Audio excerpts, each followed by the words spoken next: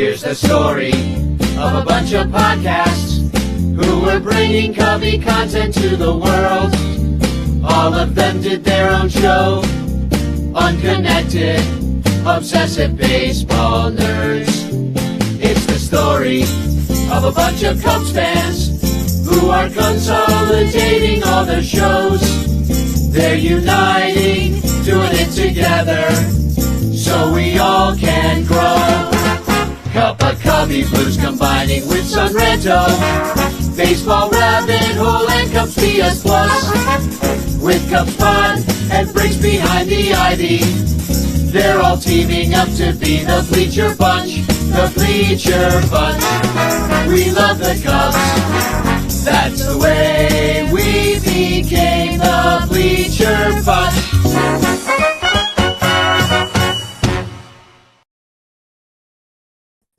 Hey, welcome to the Bleacher Bunch. We are back. I am your host running the show today, Cubes fan Michael Cotton. I am joined by Mike Waller over there and Sarah Sanchez gracing us with her newly returned to Chicago-ness. And right now we're in what, 3 different cities? Mike's out there on the coast. I'm in I'm in Iowa City. Sarah, you got to hold it down for the actual Chicago situation here. I'm on it. It's cold here, like extremely cold. I was visiting my family in Utah for the Thanksgiving holiday, and Utah gets cold, but it does not get like 1 degree frigid cold. It gets like 35. Right. So it's been a little bit of a shock to the system, but I'll be fine. Yeah, I was complaining all day today that it was cold, and it's like 47 degrees in Charlotte. So, oh my God, we didn't break double digits. We didn't break double digits today. I was just in Hawaii not long ago, and I got a nice sunburn. Played in the ocean. Got to see some whales. Like, it was great. And then I came back, and it almost immediately started snowing. But but. Maybe I should actually properly introduce this show. Welcome to the Bleacher Bunch on the Fans First Sports Network. This show is brought to you by all of our Patreon supporters who give us a little bit of money every month, and we really appreciate it. That is why we do it. But we also have Blake Beard and Rogue Wave Creative giving us, supporting us at a much higher level than most others, and I mean, that's awesome. So We'll actually call them out by name. And then we have In the Clutch shirts, our friend Billy down there, the Reds fans helping us out. Go to In the Clutch. It's Christmas time. Hit up In the Clutch. Get yourself some cool shirts. And Matt Kammerer's Permanent Paintings on Etsy, where you can go and you can get cool things like this Kyle Schwarber that I have right here. You cannot get this because that was deemed illegal. This is the only place you can see it. That's my Caitlin Clark. But that's it. Tonight, we are going to catch up on all the Cubs signings since we last did a show. I think the last time we actually did a show, they hadn't even gotten into the free agent period. And then we're going to talk about analytics and why doubles and triples are disappearing. Sarah has an article about Rob Manfred's fan council that we're going to dig into. And then we're going to finish off with our thoughts on Danny's Cubs pod that he did yesterday. He brought up some good points about Cubs happiness that I kind of wanted to get Mike and Sarah's take on this. And for anybody in the chat, when we get there, like, let us know what you think about these things as well. So before we hit that very first thing, though, thank you to the Lost Boys for inviting us out to Haymarket Brewery a couple weeks ago. We went, had a really good brunch, great beers at Haymarket, the Sunranto Show, and the Ranters. We got an award. It was the most valuable partner, and I have a picture here, or I don't have a picture. I had a picture. I'm going to bring up a picture, but yeah, a bunch of people went to Never mind. I can't find it. Sorry. This is what happens when Danny's out of town. Yeah. Well, I was doing this right before the show. I was setting up and getting pictures. I'll get it before the end of the show, but just because then I'll actually have the people who are in the pic like actually there, and I can name off their names because I cannot remember everybody right this moment. But you kind of sound like Bob Uecker in Major League there for a second. Christ, I can't find it. No, truly, Yeah. like the last time I tried to host when Danny was out of town, I had full intentions of doing a Cubs Pod roundup thing that he does. And I tried to record it like 7 times and I could not nail it. And I was just like, whatever, we're not doing it. We're cutting it. Right. Just do it live. Yeah. Skip it live. Yeah. But it was awesome. It was a great afternoon. We went there. Danny made a very nice speech talking about how baseball brings people together, bringing the North Side and the South Side together, and how it's brought all of us, anybody who is on this show, who's listening and on the podcast, watching on YouTube, the ranters, we've all come together. It's been ostensibly over baseball, but it's grown into so much more than that, a lot of you are like my actual friends, even though I may not have ever physically been in the same place that you are. So, but hey, that's the 21st century. We have friends that only exist on the computer, right? So, yes. But yeah, it was very nice. We do appreciate it. We actually give Lost Boys a little bit of that Patreon money. So if you are a Patreon supporter, you are also supporting the Lost Boys. But don't let it just be that. Go out to the Lost Boys site and start donating to them directly as well. So but that's it. Let's get into this Act 1. All of the signings up to this point. Now, I don't know most of these minor league players. I was going to say, are we going to have enough time in the show to talk about all this action? No, we're not going to talk about it. Most of these players do not merit conversation. Yeah, this is a Cubs fan podcast. We don't talk about the players. We talk about the fans. No, so I'm going to go through. I'm going to give you a one-word yes, no. Or whatever you want, like Cubs cubes, like whatever you just generally think, or maybe you don't know anything about them because, like I said, I don't know a lot of these guys. So the minor league signings, Juan De Jesus, an outfielder, Cubs, cubes. My shrug emoji. The only thing I know is De Jesus.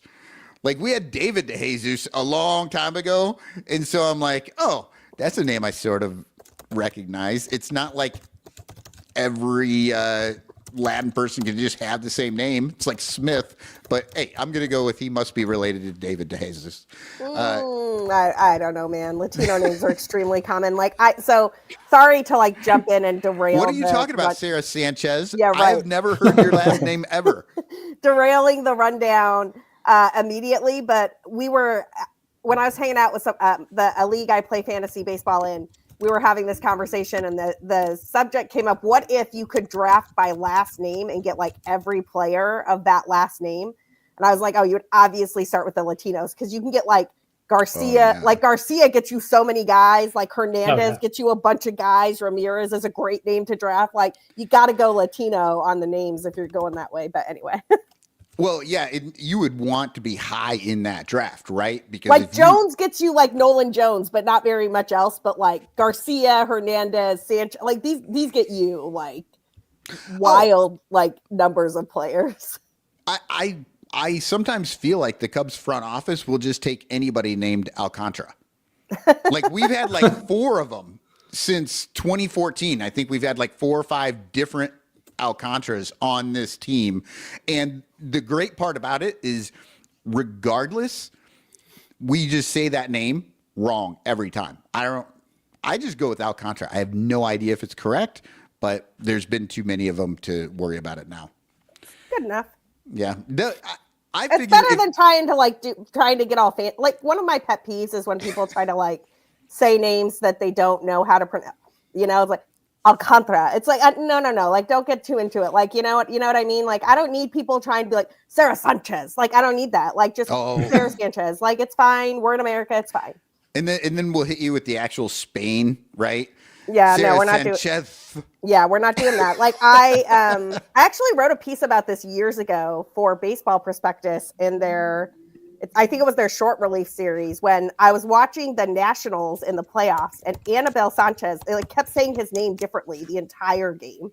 And I was like, this is awful. Anyway, sorry. I've already derailed the rundown enough. Let's keep going. That's exactly how I feel about Alcantara. Like, you'll hear Alcantara. Like, you just they just do whatever they want because nobody knows, and they're all too afraid to like just commit to one of them. Well, and the players don't want to correct guys because the players are like, man, this is my shot. Like, I'm not gonna correct people. So anyway, fun fact, MLB produces a publicly available pronunciation guide every year. You can find it in the media resources, and you should use it if you're wondering how to pronounce players' names. Oh, just go to Baseball Reference. It's right there. They give you a phonetic of their names. Like, you can do it. But no, just recently, I believe David Kaplan was talking on his show about Eugenio Suarez, right? Well, and like he said that, but I think he was doing it because he was like trying to make it easier for these idiot English speakers who don't know how to do Eugenio. Well, and let me just say, the one exception to this, the guy who always gets it right, even though sometimes he does do like the really exceptional pronunciation, is Pat Hughes is perfect, and every pronunciation he does is correct. Wilson Contreras forever. Like, it's incredible. I love it. Anyway, continue. Yeah, he definitely hits the Contreras. Yes. Like, and that is what the pronunciation guide says you should say. For the record, I've looked at it. That is true, but it is very that's very much an old white guy saying it. That's why but he's grandfathered in. He's all of our grandfather. It's fine. Yeah. He puts in the effort. I love it too. All right. So number 2. And there's not an Alcantara on this list, for the record. No, there's not. Sergio Patino. He's a catcher. Cubs, Cubes. What you got? Shrug emoji.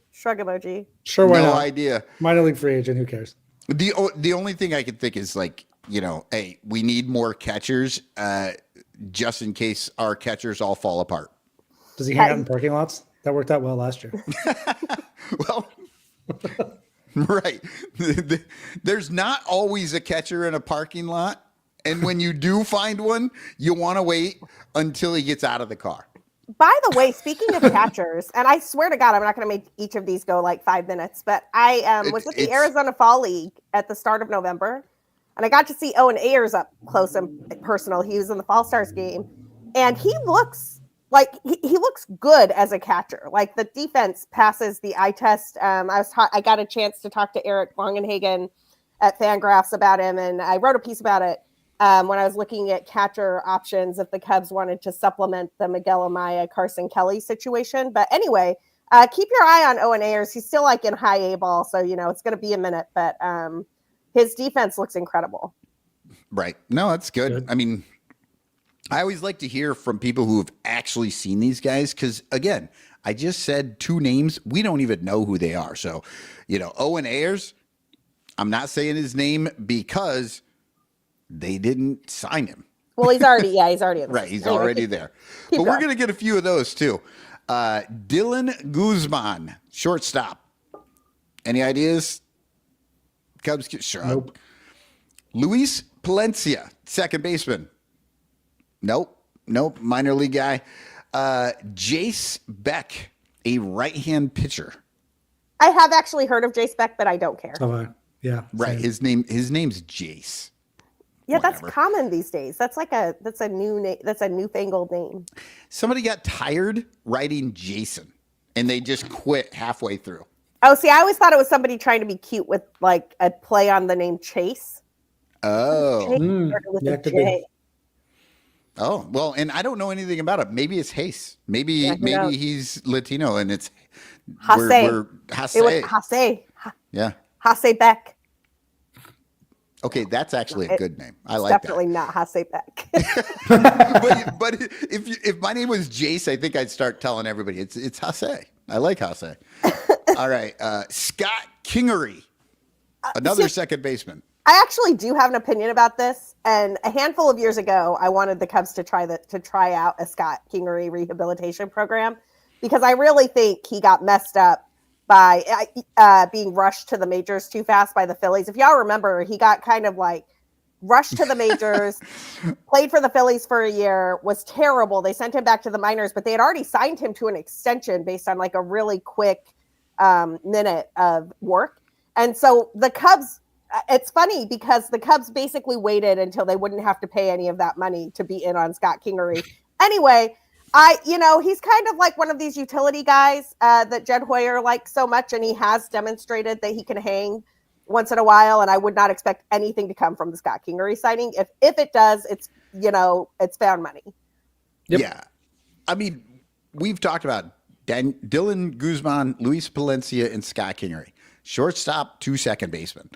Those are probably all 3 utility guys, and they're just seeing what they can do. Yeah.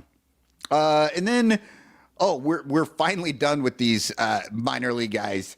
Sam Mettert. Nope. Never heard of him. He is a right-handed pitcher. I have never heard of him either. So, all right, good. We have one guy we're all like, hey, we've heard of him. Yeah, exactly. Well, Sorry, know what? 2 guys. My apologies to Jace Beck, who is just like a everyday garden variety reliever. Right. But that's the thing. It's like they're signing these guys to these minor league deals. And again, we've talked about this and we're about to go into the major league guys here in just a second. And most of them weren't new guys. They're just getting picked up from the minor leagues and put on the 40-man. So it's, not a great list, but it's all because the Cubs need to fill that minor league system with just as many people as they can because they are not going to be able to sign anybody this year that's any good. And they're just going to have to fill spots. But, all right, so major leagues. The Cubs selected James Triantos, second baseman. He's now on the 40-man. And we all know a little bit about him.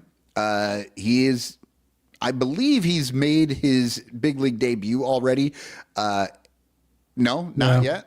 Okay. No, he'd have to be on the 40-man if he had done Yeah, I have a question right, about this. Did he get added to the 40-man before he was forced to be added to the 40-man, or was this a Rule 5 protection? No, this is a Rule 5. All of these guys are but Rule 5. all of these are just guys who, like, if they had not been added to the 40-man, they would have been eligible in the Rule 5 draft, so the Cubs had to do it, or else they risked losing them. And I think all three of them would realistically have a good shot of being drafted. Oh, absolutely. I mean, Triantos is interesting. He was the Cubs' second round pick in 2021. Legitimate second base candidate, kind of, doesn't have a lot of power. The power ceiling is really low, but has a decent hit tool and he's fast. Remains to be seen how good of a defender he is. Don't think Nico Horner. Think like Christopher Morel. Yeah. He's played some third too, but mostly second base. Yeah, but if he was any good at third, he would, you know what I mean? Right. Like Matt Shaw lapped him at third pretty fast. Right. So it's like, I mean, Christopher Morel. But he could be a utility player. That might actually be too low. Like I might be too low on Triantos' defense, but he's not Nico. Like Nico was a really good defender at second who could also, you could see him potentially hitting 300 someday. And I don't think Triantos is that. Yeah, but to be fair, I mean, Nico still needs another 100 at bats in AAA before he can truly have a spot on this team. So I've actually heard of James Triantos. We talked about him enough last year in different contexts that I was like, I can't remember if he was with the team already or not. Like I just didn't, if he had come up, because how many of these guys come up, they get I don't know, one at bat, and then they sit on the bench for a week, and then they disappear, and we are just kind of like, we have no idea what happened to those guys. And I thought maybe Triantos was one of those guys last year, but I guess not. Pedro Ramirez got picked up from, I believe, the Knoxville Smokies. He got put on the 40-man. Riley Martin, he is a left-handed pitcher. He is now on the 40-man. So those are the three guys that they pulled out of their minor leagues to protect from the Rule 5 draft. I'll be surprised if we don't see Riley Martin in the bullpen this year at some point. Well, especially since like a huge amount of their bullpen are free agents right now. The bullpen that we had are all free agents. And so I'm sure the Cubs will probably get a few of them back. You know what I mean? But they're going to get out on the market and see if they can get a few years from somebody. And the Cubs aren't giving anybody years. They might give them money, but they're not giving years. I don't think they're giving money either. The discourse on the Cubs and their willingness to spend money right now is extremely depressing. And we should probably talk about that at the end of this conversation of players, because the next three guys are interesting. But like, I've been saying for multiple years that the Cubs are just not going to do big deals and they're not going to act like a big market team. And I wanted them at every turn to prove me wrong.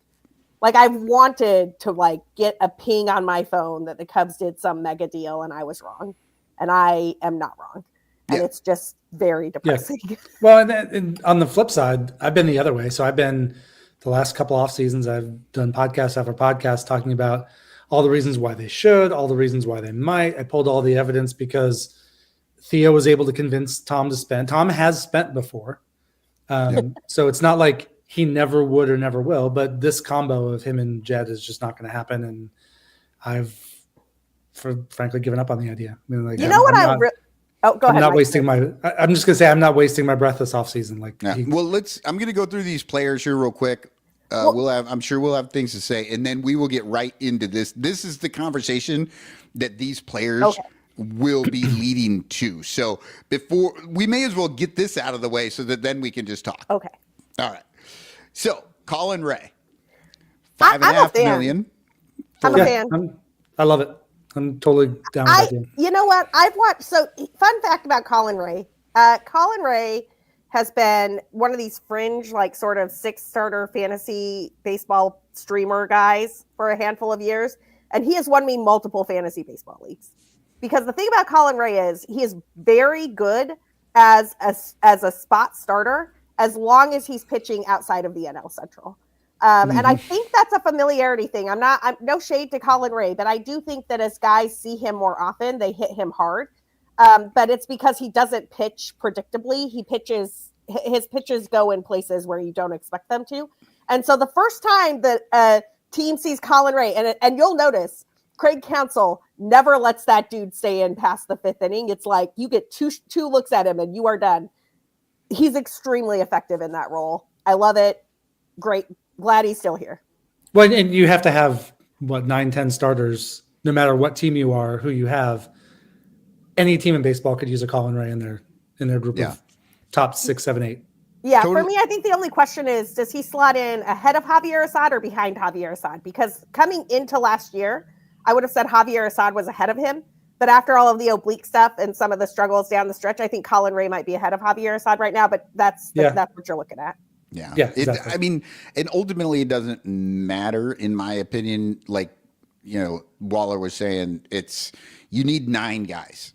Like this idea that we're going to have 5 and they're going to slot a certain way is going to go out the window a week and a half into the season, and you're just going to have to start figuring things out. And which is exactly why Colin Ray got the opportunity that he got last year, because Steele went down and there was openings and they had to fill these things up. He had a great year. The big deal with this one is not so much that he got the 5.5 in 26, but technically it's an extension for 27, because he'll get $7.5 million if the club option gets picked up in 2027, or it's a $1 million buyout. I think I know where we're going with this. I mean, they could go with the $7.5 million pickup, but a guy who can make 20 starts for $7.5 million is nothing. 100% agree. Like $7.5 million is cheap for what Colin Ray can give you. As long as he's not hurt and it doesn't blow up entirely, I think they probably pick that up because you can't get that type of innings volume at $7.5 million on the open market. Yeah, right. No. And, totally agree. And the buyout gives them a choice. Like if this year doesn't go well, they can walk away. But love anything as much as Carter and Jed love mediocre pitchers. Absolutely. But the thing that is going to hang over this entire season is the 2027 CBA and whether or not they're going to play at all. Well, we're getting to that with the fan cancel. That's part of the fan cancel. Yeah, exactly. Okay, and then Shota Imanaga took the qualifying offer, $22.025 million. And that's a good deal for Shota. I was talking. It's a win-win. I was talking with Mike on the Discord before this happened, sort of thinking that this might happen. The big surprise was that according to sources, we don't know who that is or whatever, but they were saying that the Cubs were kind of taken by surprise on this, that he took the qualifying offer. I heard it was reported. I don't know that I believe it. I heard that too. I heard the reports, but it just seems so potentially obvious that, like, I don't know. I don't know how you could be shocked by that. I heard those reports too. I mean, I whatever, reports are reports. Like $22 million is about what Shota should get in an annual contract value on the open market. He had kind of a down season with some home run issues down the stretch, which was always the concern people had with him coming over from Japan. Mm-hmm. It was that his particular repertoire would be susceptible to long balls, and that happened. And so he kind of needs to reset what people think about him in order to get more than $22.025 million. So I look at this as Shota betting on himself. I look at this as a huge win for Cubs fans because we get Showtime back at Wrigley Field. He is one of the most fun players on the roster, one of my favorite players on the roster. I was kind of devastated when the Cubs did all this dance with his contract. And so honestly, I love it. And I also think it's kind of funny that this hampered the Cubs plans, that like that $22 million was going somewhere else. Sure. I'll believe that when I see it. Well, they were going to go get Bellinger with it, and now I guess we're not getting Bellinger. They don't need Bellinger. they have a logjam in the outfield. I'm making jokes. I'm bad at jokes today. I'm bad at jokes today, Cotton. No, Lil Yumper posted in there that George Offerman was the one that reported it, that they were kind of taken by surprise on this. This is a good deal for Shota. He has made $23 million to this point. So he basically just doubled his career earnings for this 1 year. He's going to be a little older. And I honestly don't know that a lot of teams are going to give him much. Had he gone free agency, right? Who's going to go more than 2 years for a guy who's already 32 years old? And with everyone knowing that the 2027 may not happen, it's a smart move for him. Take the 22, double your career earnings, go be a free agent. If 2027 happens, somebody will pick you up for a year, right? You'll be able to take year and year and year, but this is going to be his biggest payday. And if this season doesn't happen, he just goes back to Japan and plays there if he wants. I don't think we're going to have a lost season. And I think Shota wants to prove that he can be. I've heard this theory. Like I get where people are coming from, but I do think that Shota wants to prove he can play in America in Major League Baseball. But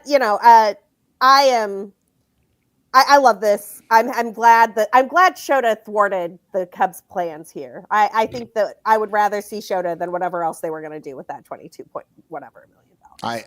I totally agree. Now, well, I think, Sarah, I think you made a good point about resetting the expectations. So for him, it's expectations on the market.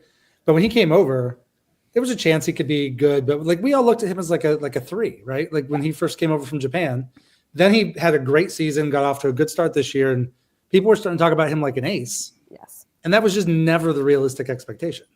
And then you throw in the fact that he was injured last year. I'm not convinced he wasn't pitching hurt at the end of the season with some of those home run issues. So it is a chance for him to reset the board and take a shot. And the Cubs get a guy who has shown he can be a quality major league pitcher. Yeah, one of the things, I mean, Little Yumper has a thing here, Jesse Rogers bit, but I'm, one of the things that I wondered about with Shota down the stretch was if he was tipping his pitches at all, because it really did seem like teams were kind of sitting on certain pitches and then hammering them. And that's usually a sign that something with your motion is tipping pitches. And I will not pretend to be a person who can see what the tipping is until it's pointed out to me. But the results looked very tipping-ish to me. Yeah. Yumper says Jesse Rogers said the Cubs asked Shota to put on more weight, to throw harder, and it threw off his mechanics a little bit, and he got hurt. And I think that's exactly kind of, you mentioned the mechanics, tipping the pitches could be a thing. So this is a good idea, I think, for him in every aspect, right? Because if a season doesn't happen, I'm not saying that he wants to go back to Japan. I'm just saying that he has options that maybe some of these other guys don't necessarily have options. And knowing what he knows now, he may be able to come back next season doing it the way that he wanted to do it in the first place and have another like good season like he had that first year. And I would say if he does have a good season, I don't want to hear anyone give Jed credit for Shota Imanaga. I'm tired of this shit. People have been giving Hoyer credit for Imanaga all these years that he's been good, but everybody forgets Hoyer didn't go get him. Fucking Imanaga moved to Chicago, told the Cubs he wanted to play there. All Hoyer had to do was pay him. That's it. And it wasn't even an exorbitant amount. Like I said, he's going to make as much this year. He's going to make 99% of his entire career earnings this year. He's basically doubling his career earnings this season when Jed didn't want him. So this is just one of those things. Shota showed up. Everybody gives Jed props for a good season. Then Jed tells him to do some shit, fucks him up. He has a bad season. He's going to come back for the 22, which Jed didn't want. So everybody, just please, when you're talking about Shota Imanaga, take any good mention of Jed Hoyer out of your fucking mouth. I don't want to hear it anymore. And then we will. So dude, the party this podcast is gonna throw when Jed Hoyer is no longer in charge of the Cubs, it's gonna be epic. Oh like it is going to be the place to be. Yeah. As long as the successor is not Carter Hawkins. I gotta say, the only thing I wanted for Christmas this year was for Carter Hawkins to get hired by another team, and I didn't get it. Yeah, it is a disheartening situation. The final guy that we have is Phil Maton, or Maton? Maton? It's Maton. Maton, yeah. So this one is actually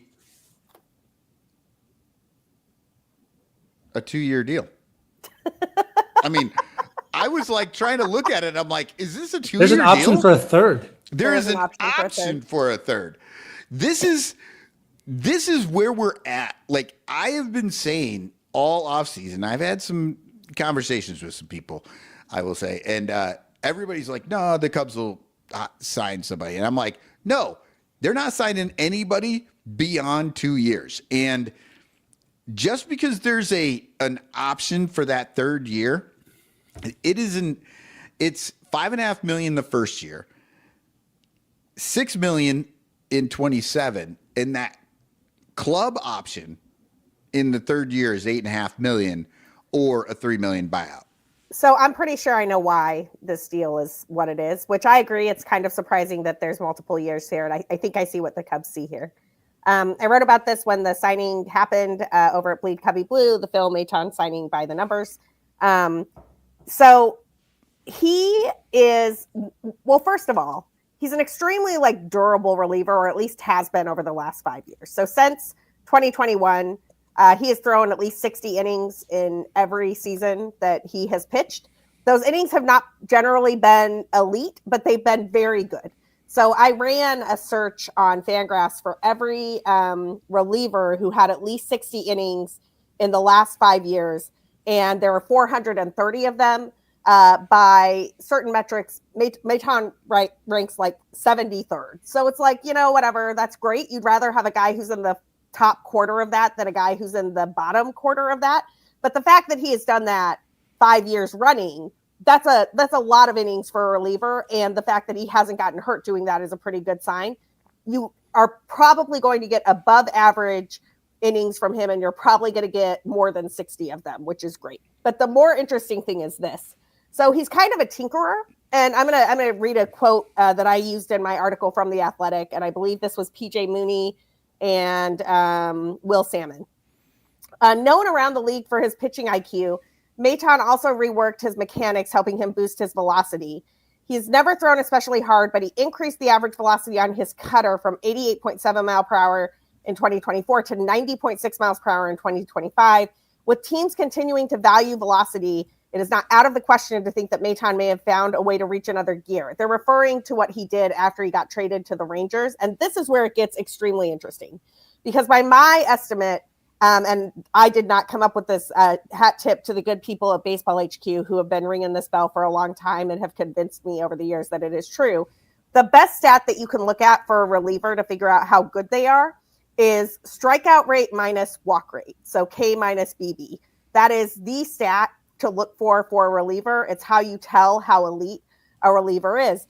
And once he got to the Rangers, with whatever he did differently that caused that velo jump, Maton struck out 36.7% of the batters he faced while walking just 8.9% of the hitters. His K minus BB with Texas was 27.8%. For comparison purposes, as a member of the Cardinals, it was only 20.9%. So he jumped that thing up 7 percentage points during his time with the Rangers. His FIP and XFIP were actually better with the Rangers, or flat, than they were with the Cardinals, even though the results were less good. And if that's true, there's a reason to think that he might be a higher caliber arm than what he was prior with his time with the Cardinals or with the Mets. And so just for reference, I went back and I sort of like slotted in where would that 27.8% K minus BB rank in all of those 430 seasons that I had before. And it's actually quite good. It would have been the 21st best season by a reliever during that 5-year period, right between 2024 Jeff Hoffman at 27.5% and 2025 Griffin Jacks at 28.1%. That's elite. So I think the Cubs see elite potential in Maton, and I think this is a killer deal. Yeah, I love it. And I think, Sarah, you and I have talked a couple times about the kinds of arms like we wanted to see Jed go get last year. It's a higher tier. Now, this is not Edwin Diaz. He's not going to be the Cubs closer and get 35 saves, but he's effective. He's been effective for a really long time. I'm looking at the Baseball Savant page, and even though his fastball velo is 3rd percentile in 2025, I mean, his K rate is 95th percentile and his whiff rate is 98th percentile. So he's a guy that does something that a lot of the Cubs pitchers haven't done. He gets swing and miss. And if he can stay healthy, and I think, whether takes Brad Keller's role, whatever, but I think he's a guy you can just trust to put out there in the 7th, 8th inning, put in a leverage spot. Just the Cubs need more of those leverage guys that you don't have to pay $20 million a year for a closer, but go get really good pitchers who can fill up your innings late in the game. Absolutely. And I think that if you have, so assume Daniel Palencia stays Daniel Palencia, doesn't get hurt. Assume Ben Brown moves to the pen in a high leverage role, which I think he should. Like, I think we have seen that Ben Brown is not a starter, but he could be a really good reliever. and then couple that with Maton and go get like one or two more guys. That's actually a really good pen. Like and maybe Porter like, Hodge finds it again. That's a really good pen. So I like this signing a lot, and I'm not one to just throw compliments to Jed and company. Well, I mean, I wouldn't give it too much credit. I mean, he's got him for 1 year, which is all he needed. The second year is a freaking coin flip, and then if they don't like him, they just get rid of him in the third year. Yeah. So this is like the longest. But this is the market for what that kind of reliever gets. And that's a good deal for that type of. If you think you've got a reliever who is durable, who tinkers. I'm not saying it's not a good deal. No. I don't think you are. I'm speaking to the crowd here. If you think you've got a reliever who's durable and who is tinkering with stuff and found another level, but is still being valued as the old durable guy, that's a bargain, right? Like you are getting a potentially really good reliever for less money than you would have to pay normally. The last thing I just want to say, Rick Graham, who's an analyst over at Pitcher List and does a great job with relievers, responded to my piece over on Blue Sky, and he said that Maton went back to his 2023 pitch usage, plus adding 2 miles per hour to his fastball cutter, which we just talked about.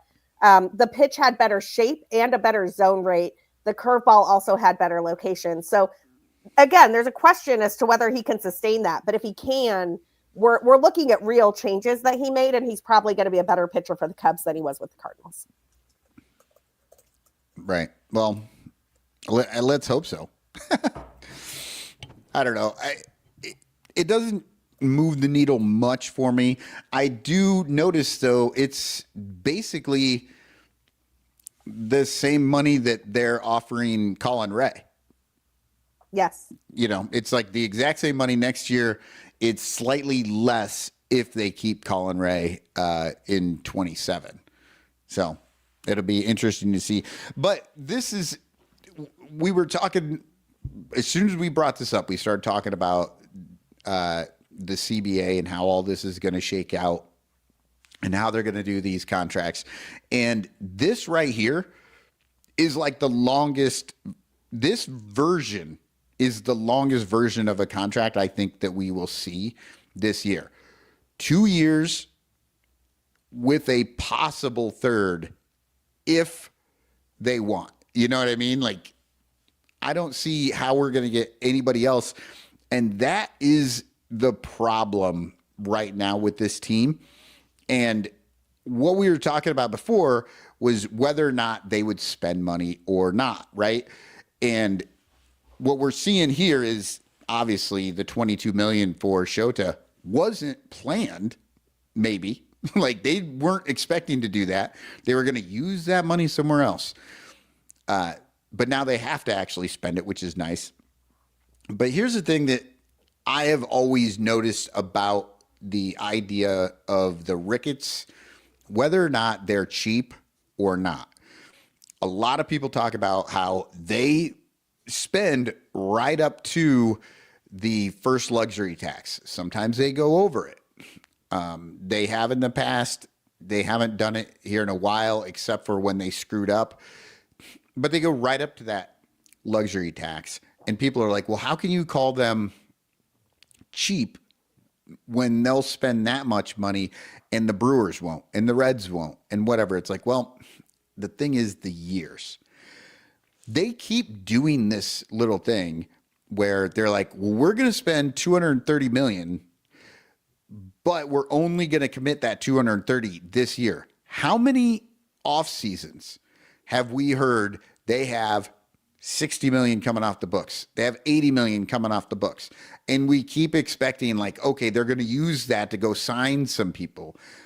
And they never really do. They keep doing these 2-year contracts for mediocre players. They don't make a big splash. And it's just, so I guess what I wanted to like kind of clarify, they aren't cheap season to season, but they're cheap in the long run because they won't commit real money into the future. They'll only do it because what's the old adage? I think Theo Epstein coined it, was there's never a bad 1-year contract. Sure. They don't mind spending money on a 1-year deal, but they just will not go out beyond that. And because that takes actually a little bit of guts to be able to do that. And you need to have a lot of faith in your team, your development, all of that stuff to take a guy into the future. The only one that they've taken like that at all is Dansby. But that's because they had to get a shortstop that year. And he went for like half of what the next guy got in that group of 4, right? Yeah, he had the lowest contract by far. Now, admittedly, I don't know. That's an interesting question, revisiting the Dansby Swanson deal, because would any of us have wanted them to give the money that Corey Seager or Trey Turner, who was Marcus Simeon got? Like, I mean, I don't know, man. Those Bogarts, like those don't look like great deals to me right now. But I will say, I wanted Bogarts until it hit 11 years. Always expect the Cubs front office to buy the Prius rather than the Porsche. Yep. Always. And Dansby Swanson. They'll get the Prius with the leather, but it's still a Prius. Dansby Swanson, I love the dude, is a Prius, man. Like, he's reliable. He makes the plays he's supposed to. He's not a terrible hitter, but he's not a heart of the lineup hitter. What's he hitting these days? 6th, 7th, something like that. Yeah. Like, it's the Cubs. I'll just take a step back. I think Jed Hoyer is terrified of having a deal like the Jason Hayward deal hung around his neck. And the reason he will never be half the president of baseball operations that Theo Epstein was is because Theo was not scared of that. Theo did lots of deals that were bad, and he did lots of deals that were good, but he did big deals because he understood that you couldn't win in this game without big deals. And that meant that he also sometimes had to do big contract swaps. Like, I remember when he got rid of Carl Crawford's contract by also trading Adrian Gonzalez, who was having a great year with the Red Sox. But, that was the price of getting that money off the books. And then they went and signed somebody else. Jed is cautious to a fault and wants to be seen as always right and smart. And Dansby is the smarter money than Correa or Seager or Turner. But those other guys were better in the short term and probably worth the money they got. Well, for me, I think the argument often gets framed in the wrong way. So people will just say they're cheap. Objectively, they're middle of the pack. Where I get frustrated, especially now, the more I watch this, is I see how expensive the fan experience is. I see what they ask the fans to put in on a daily basis to get season tickets, to buy a $45 beer bat and all those things. And then they float around with the 10th, 13th, 15th, maybe up to 9th highest payroll. And so that's where it's frustrating. And I think there's an advantage they're not pressing because they're in a division where nobody else spends. And the Brewers pretty clearly develop better than the Cubs do. The Cardinals did for a long time, but I don't think that organization's kind of a trash heap right now, which I love. I agree. It's great. The Reds kind of do the best they can with what they have. I respect what they do. And then Bob Nutting is Bob Nutting and does nothing in Pittsburgh. And so the Cubs have an opportunity they don't do a terrible job developing players, but they're not as good as the Brewers. But I think they're good enough that they could outspend. They could win this division easily year after year after year, or put the pressure on the other teams to figure out a way to spend or do something better. And they just kind of float along that whole mindset that so many GMs have right now of let's get to 87 wins and maybe we'll get a little bit lucky. And it's just, it's frustrating. Like I grew up on Sandberg and Dawson and Grace, and I watched the Cubs piss away Greg Maddux over stupidity. But then I saw them have Sammy Sosa, and they gave Soriano the biggest contract in baseball at the time that they signed him. Like the Cubs have done this before this ownership group. And the Cubs have done it with this ownership group, to your point about Theo. And I think you mentioned Carter Hawkins a few minutes ago. I think one of the worst things about this organization right now is the top two guys have the same mindset. Yes. I don't even care who's number one. Jed needs somebody to push his envelope. Yeah. They need to have a little more dissension in there. And I mean, everybody Jed probably saved Theo from a couple of calamities. I mean, that's just how he is. But yeah, you need the push and the pull. the same time. But Theo probably saved. Like the reverse is also true. Like there's a bunch. Oh, I know. I mean, Theo's amazing. Yeah. But I mean, Theo loved to push the envelope, and there were probably a couple times where it's good that he had somebody in New York to say, like, yeah, maybe pump the brakes on that. 100%. Well, and here's the other thing. Like, Sarah, you were just saying that Jed doesn't want to have a Jason Hayward, right? Well, Jed has a Jason Hayward. It's Dansby Swanson. Jason Hayward signed a $186 million deal, right? And what was he? He was a glove first, gold glove right fielder. He could hit a little bit sometimes. What is Dansby Swanson? Dansby Swanson is $170 million glove first shortstop. Like, it's the same deal. It's actually better because it was a few years later and money changes, money prices go up. But it's... Well, and also Dansby compared to the shortstops, I mean, there's not as big a difference as Hayward to right fielders by the time he was... Right. The bat was really falling off. Yeah, the bat was falling off. But I'm just saying it's like... To me, I'm looking at that 183 or 183 million, 176 million, whatever. Hayward was 184 and Swanson's 177. Yeah. That's the same contract to me. And you've got the same player, in my opinion. You have a defensive player who makes about the same amount of money, and if he hits it all, you're happy. That's it. Like, so it's funny that we don't hang that on. Well, that amount of money is so much less given that it's 7 years later the contract was signed. Right. And I did say that, yeah. I mean, the money has changed, but when you're looking at it, but it's still really, I mean, it's the same thing. It's a lot of money for a player who just isn't doing what they wanted that money to do. Right. So, but for whatever reason, nobody wants to hang that on Jed, even though they hung the Hayward signing on Theo. But remember, Hayward had something that I would be blown away if Dansby ever gets, and that's a Cubs World Championship. I think one thing I would go ahead. Sorry. No, you go first. I was going to say one thing I think that's a little bit different too is Hayward was the big signing, and so was Dansby for the Cubs. But that money became a bigger and bigger deal when the Cubs were not developing any pitching, and they kept having to go buy Cole Hamels for $20 million, and they had to, just had to keep buying pitching, and so that money stopped them from doing things.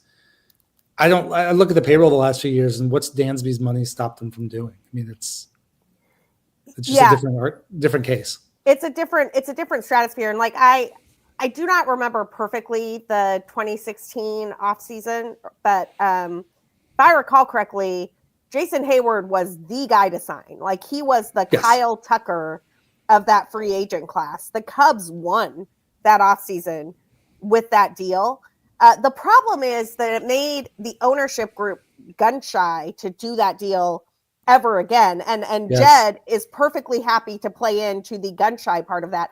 Honestly, like stepping back, the bigger problem that I see here that drives me up a wall, it's not that they do spend money. They have a payroll that is north of 200 million every year, but they do not do the types of deals that are game changing for a franchise over the long term. Back to your original point, Cotton, that they don't extend Kyle Tucker. They don't extend the guys who could be that impact guy. I'm going to call it right now. Like, I don't think they'll get an extension done with Pete Crow Armstrong. I think that Pete Crow Armstrong has probably already exceeded the value that they would be comfortable with in terms of extending his contract a long time. And I think he's savvy enough to not sign a deal that would be team friendly. And so we're probably not going to see a Pete Crow Armstrong extension from this regime. I also think that they just would not do that deal before the 2027 CBA because they don't know what the rules are going to be, and they don't want to lock themselves into a long-term thing without knowing the rules, which might be smart from a consultant McKinsey perspective, but it is not fun from a baseball perspective.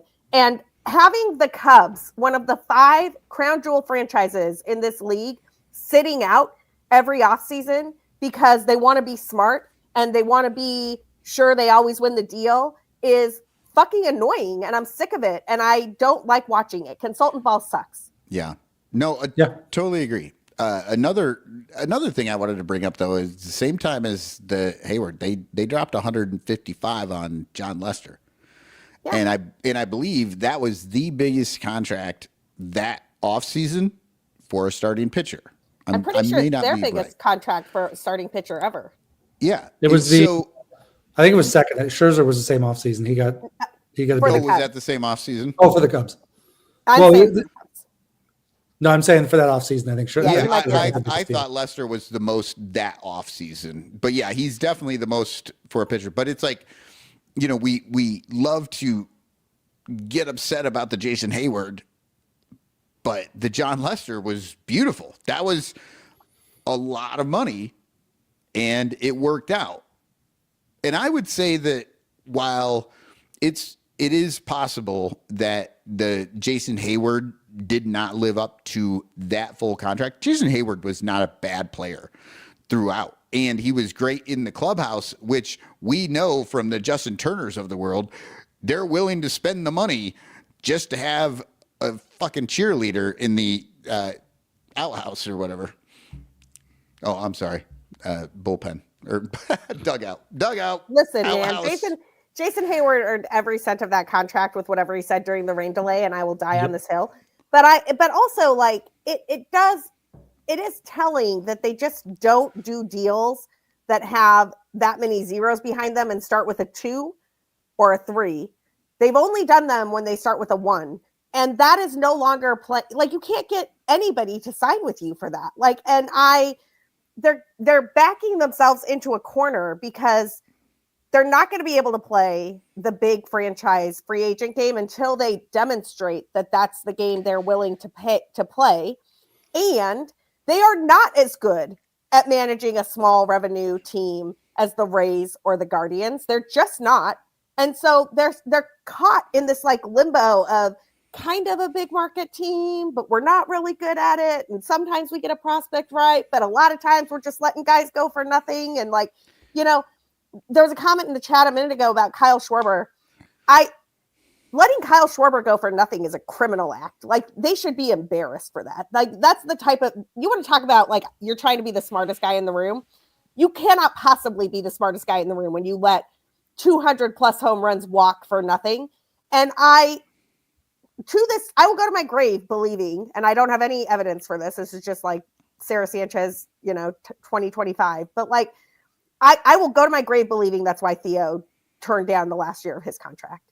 So he was just like, I'm not leaving with this on my resume. I would rather leave money on the table and walk. Right. Yeah. No. And the worst part about the whole thing is they won't commit that money because that money is the years. Right? Like, once you start signing guys, a Dylan Cease for 7 years, it's like the cost is more than they want. But over time, that's not going to be bad. Bryce Harper, right? That was the whole thing with him. They didn't want to spend that money on Bryce Harper, and Bryce Harper is now a steal at that Great price. Great contract. Mm-hmm. Aged it really was. Well. And they're afraid of the years. They're not afraid of the money because they spend the money every damn year, but it's not a good product because they can't get what they're looking for. They're trying to catch that lightning in a bottle every single year versus build something that's actually tangible, where the players are all in it together and they all know what they're doing together, and they, it's a good team. They just keep trying to build this thing. So it's like when you buy the hat that's like half the price of the other hat, and then 3 years later you've bought the same hat like 5 times, but you could have just bought the damn good hat and you would have still had it for the whole 3 years. Like, that's what they do. They could just buy the good shit and have it for the next 5-6 years, Or they could buy the half price stuff and keep trying to piece it all together, and we end up with the Justin Turners of the world. The thing is, they do part of it. Part of it they do, I think, fairly well. If you have a young Pete Crow Armstrong playing it for league minimum, if you can get Drew Pomerantz and Brad Keller to fill out your bullpen for nothing because you've fixed something in them, that's what's supposed to give you the space to go take the big swing and go get somebody. And go ahead, Sarah, jump in. Critical piece here, though. You have Pete Crow Armstrong. You're supposed to extend him before he has a 30-30 season at the age of like 23 or 24 or whatever he is. Mm-hmm. Like, that is the part they're missing. They don't do that. And yes, sometimes you're going to miss and you're going to extend Scott Kingery and that's going to suck. But like, sometimes you're going to nail it and you're going to have a steal in a guy who thought he was going to be a glove first guy hitting 230. And now he's like a super stud. Well, and to add to that too, just for the, like, we all saw the atmosphere at Wrigley in the playoffs. I mean, there's nothing better. It was so good. It's amazing. And the fans are so hungry. We all want to be there for playoff games, screaming our heads off. Once you get to the playoffs, it's a coin flip anyway. So, like, get there consistently. But we've seen year after year after year with the Cubs, give the fans somebody to love. And yes.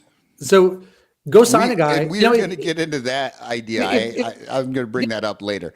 But if the Cubs give PCA 12-year deal, whatever, to sign him through what one would expect to be the bulk of his career, and he winds up being, I don't know, gets hurt, doesn't, regresses at some point, who's later really that mad about that contract? Yep. It doesn't matter if you win. Yeah. Nobody cares. Yeah. Give us somebody we love and give us somebody we know we can buy the jersey because he's going to be here in more than 2 seasons. Yeah. Oh, 100%. Okay. Let's we are the three of us. We're going to go long. This is going to be old school. We're getting 2 hours out of this one. Okay. We're going to put a pin in that one. Let's spend a few minutes. One of you or both of you can tell me about this Athletic article about where all the doubles and triples have gone, because I don't subscribe to the Athletic, so I can't read it myself. Mike, you were the one that called it out. You should do it. No, it was actually Jeff. I actually haven't read it, so I will. I have read Jeff it. Just hung us all out to dry. Sorry, I'll happily talk. I'll talk it through. I know what it says. The bottom line on this one is Jason Stark wrote an article. Everybody should check it out over at The Athletic. And it basically makes a very compelling case that modern analytics have killed extra base hits. And the short version of this story is it's all about defensive positioning in 2 ways. One is guys have just been playing deeper since 2019. So they're happy to give up a single, but they do not want to give up a double or a triple. So they play deeper so that they can rob those extra base hits. They only give up singles. It impacts run scoring. But the second piece that is just as interesting is that defensive analytics have gotten so precise because of StatCast data that and you'll see this, like if you're ever in the bleachers at Wrigley, you see guys like checking the card, right? Like they have a card in their hat or they have a card in their back pocket and they're like checking the card.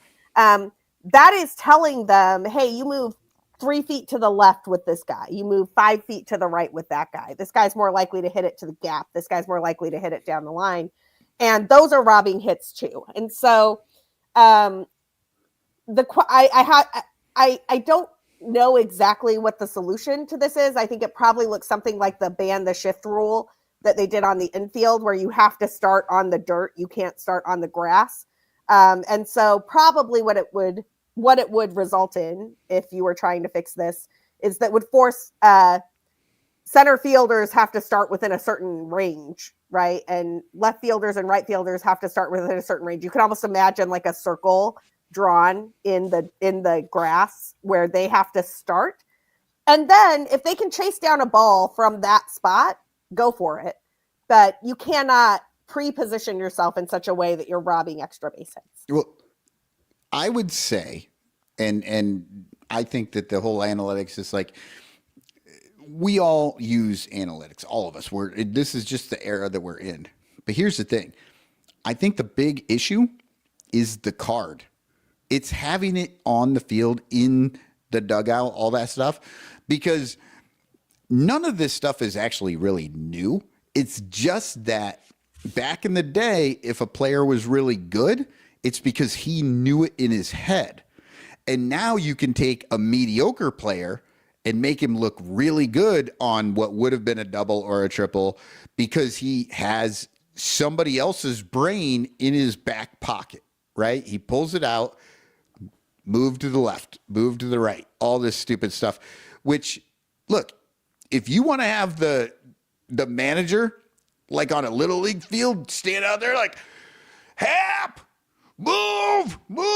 I'm all for that. I will let you do that. I want to see it. But if we take that stuff away, sort of the stuff that they can look at on the field and make the players actually have to remember these things, I think that would actually help a lot, because that's a lot of good information that the best players would have because they'd be able to use their head for it. You know what I mean? And if they don't want to put in that effort, then they're not going to have that advantage. Yeah, I think so. Cotton, I was going back to our conversation on Discord this afternoon. You're often painted as a guy that hates analytics and whatever, and I know you don't really. It's how they're used. But I was thinking about that this afternoon while I was doing some other things, and baseball has gotten to a point where I'm going to make a little bit simplistic comparison, but it's sort of become blackjack. I mean, they're on the one hand, if you have access to all this data, I work in IT, I do data protection for a living, and companies have information, and why wouldn't you use it to improve yourself? So I understand how the game got to where it is, because if you have data and you can act on it, why wouldn't you? But it's also to a point now where it's just so cut and dry, and we've kind of scaled it down to really simple things. At some point, something else will break and the pendulum will swing, as it always does. But we're at a point now where, like, God, you made the point that, you don't want to make the bad mistake, or you just know what you're supposed to do and you do that.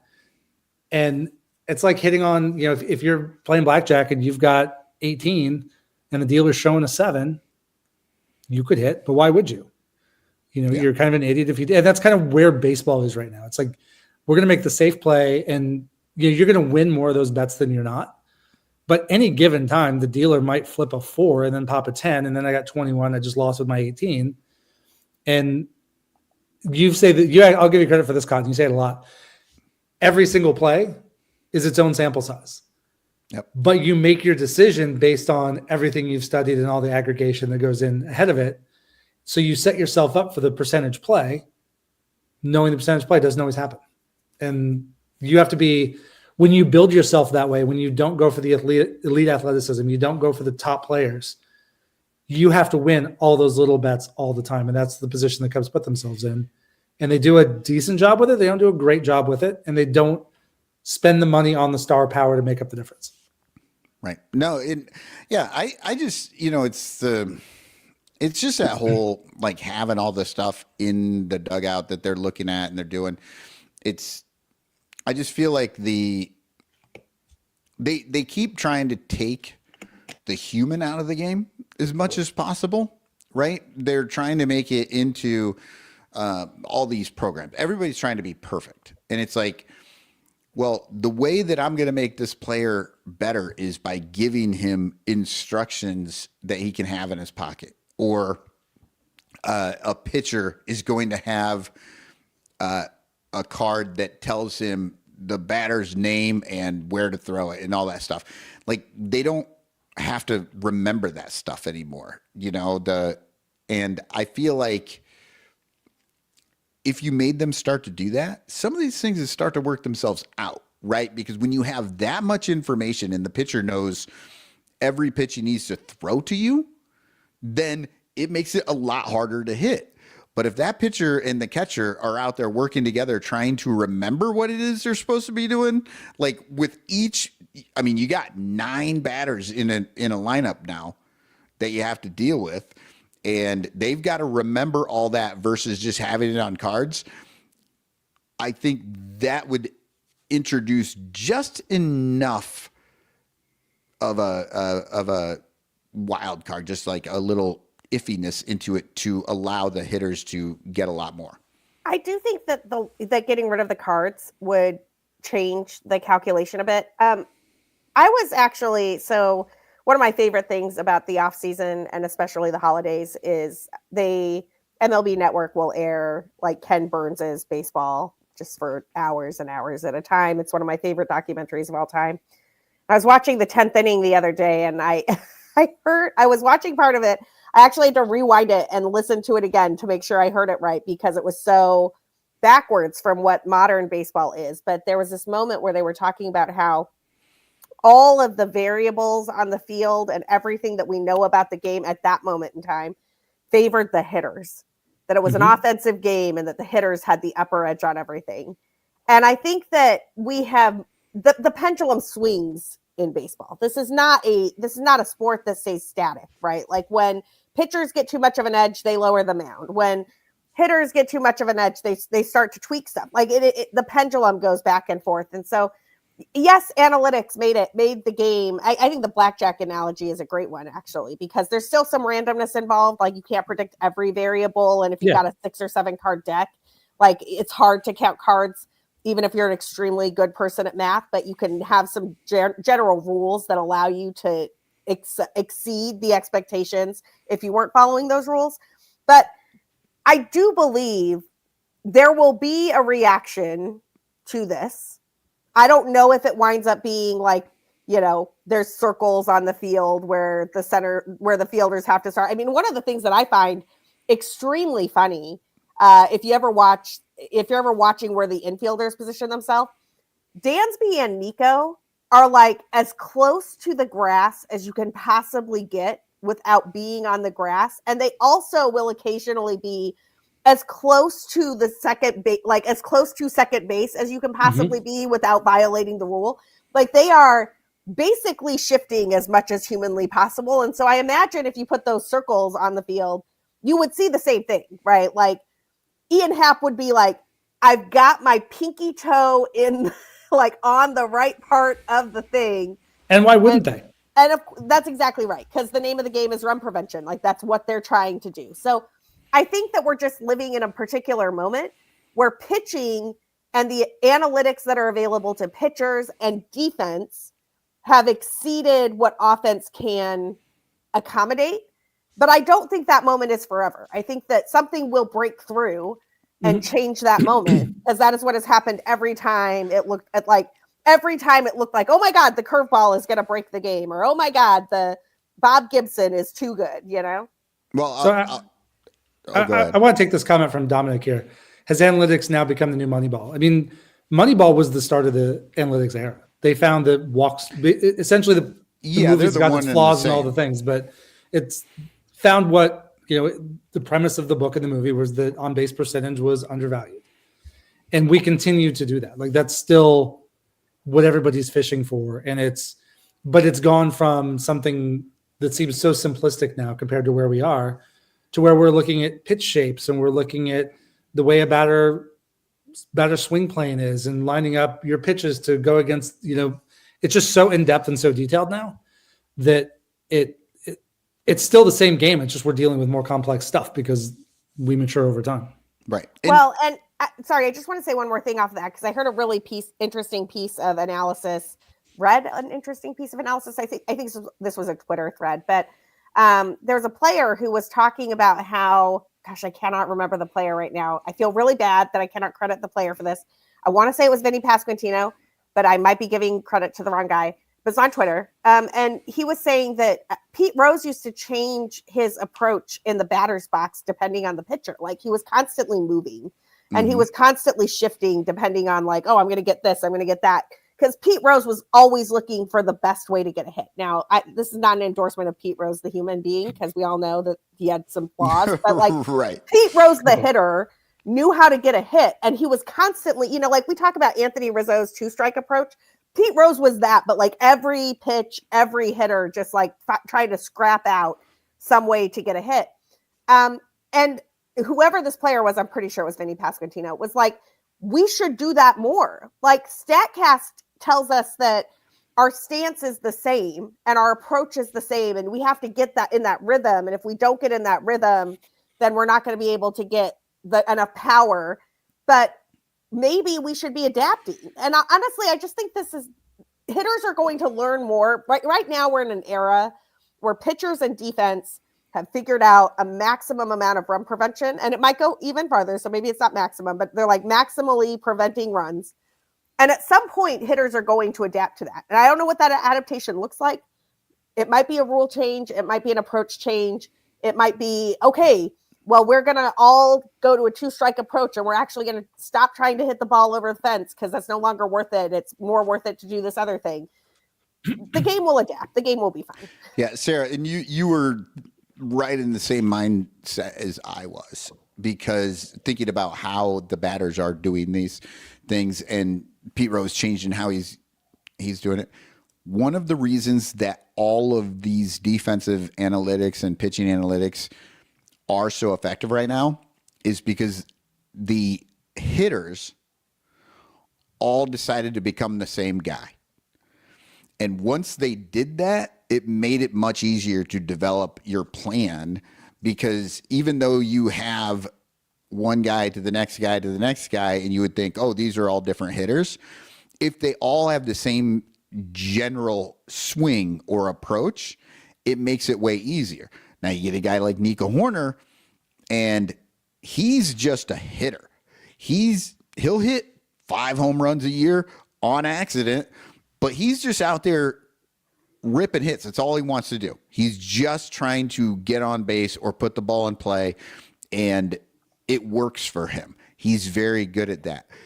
A lot of guys could do that, but they don't want to hit 5 home runs a year because at some point they put this like huge this impact on the home run, which of course home runs are a very big deal. But if you just had 9 guys who you could reliably have to work a 1-run inning every inning or 2, you're going to end up winning a ton of games, because you're going to score 6-7 runs a game if you can manufacture that. And then hopefully there's a home run in there somewhere, right? But it just feels like that whole analytics with the swing speeds and the angles and the plane and all this stuff, they just figured out what the best way was to actually hit a home run. But what that did was also allow the defense, well, we know this guy's got one swing, and we know it goes right here, so I'm going to stand right here. I'm going to look at my card. It tells me move 3 feet to the left. I'm going to stand there, and I'm going to take away the double, the triple, because that guy can't get the double and triple anymore because he's going for the home run every time. And warning track power gets warning track outs, people. Well, and the game has really incentivized the home run for a variety of reasons. I mean, it's not just that like it scores an automatic run and it scores all the guys on base. Like it's just a safer way to guarantee offense in a world where, and this is part of the Jason Stark article that Jeff was talking to us about earlier. They have this example in there. They show 2 Freddie Freeman two Freddie Freeman hits that both went 103.1 miles an hour to almost the exact same spot. And in 2016, that hit is a double. And in 2025, that is an out. Now, admittedly, Freddie Freeman's a little bit older, so, you know, he might not have made it all the way to second on that same hit. But it's not like an expert defensive player. It's not like PCA is robbing him of the double, right? It's just that everything has changed in terms of he hits the same ball and it's no longer the same hit. Right. Well, I want to go to this another comment by Dominic. I think part of the lack of reaction, and there's not just one solution to any of this. It's a million things that go into this. Oh, absolutely. But Dominic talking about the game's changed because starters are only going 4 to 5 innings. Teams are trying to shorten the game. When if you're going to face Aroldis Chapman popping 105, there are only so many things you can do in the batter's box. And so the more you're seeing elite stuff, elite starters, elite velo for smaller periods of time where they can go max effort, and we see max effort, which leads to all the injuries and so many things go into this. But when pitchers are going max effort and they have the advantage right now, and there's the defensive advantage, it makes it really hard for the hitters to adapt. And I don't know. I don't know how you adapt if you're facing a starter who's throwing 99 for 5 innings. What are you going to do? I mean, you can only have so much approach change. Well, I do agree with what you're saying there, but they're not even trying. You know what I mean? Like, you don't know what they can do because they haven't even tried it. You know what I'm saying? Like, yeah. How would you know if they were trying though? They would need different approaches, different swings. You know, you would have guys that would go out and be looking for a single because this dude's, you know, throwing 100 and they're just like, you know what? If I can just get a bat to a ball at all and get it out there and I could get a single going the opposite way because they've got me pulled, like they're playing me to pull everything, then you would know that they're trying to do something different. But that's not what you see. But also when they're playing you see pull, that they also set up the defense the exact same way every single time the guy goes up to bat, and then he hits directly into the defense every single also how time they pitch to him that he too. goes. Okay, well, I mean, no, I'm not saying guys I'm try to change all the saying- time. I'm just saying if you told me guys were changing the approach and we weren't seeing the results, I don't know from watching on TV and looking at StatCast exactly how I would know whether a guy's trying to do something different, but he can't go the opposite way because they're busting him in with 98-mile-an-hour fastballs on the hands. Like, I just don't know that we have any way of knowing who's trying alternate approaches and who's not. I mean, granted, we can't know everything. I'm just saying, in general, when you're watching these hitters, a lot of them are just kind of doing the same thing, and they're all trying to swing for the fences. I mean, unless the hitter is literally a Nico Horner who doesn't feel that he has that sort of power stroke, he's doing something different. But like 85% of the guys are just swinging for the fences. Well, Yeah. yes, but that's because that's what got them to the big leagues. I mean, Right. unless you are a Nico Horner, and there are not that many guys who have a Nico type approach, right? I mean, off the top of my head, you've got like Nico, you've got Luis Ariz, you've got maybe Bryce Terang, although he strikes out a bit more than either of those two guys do.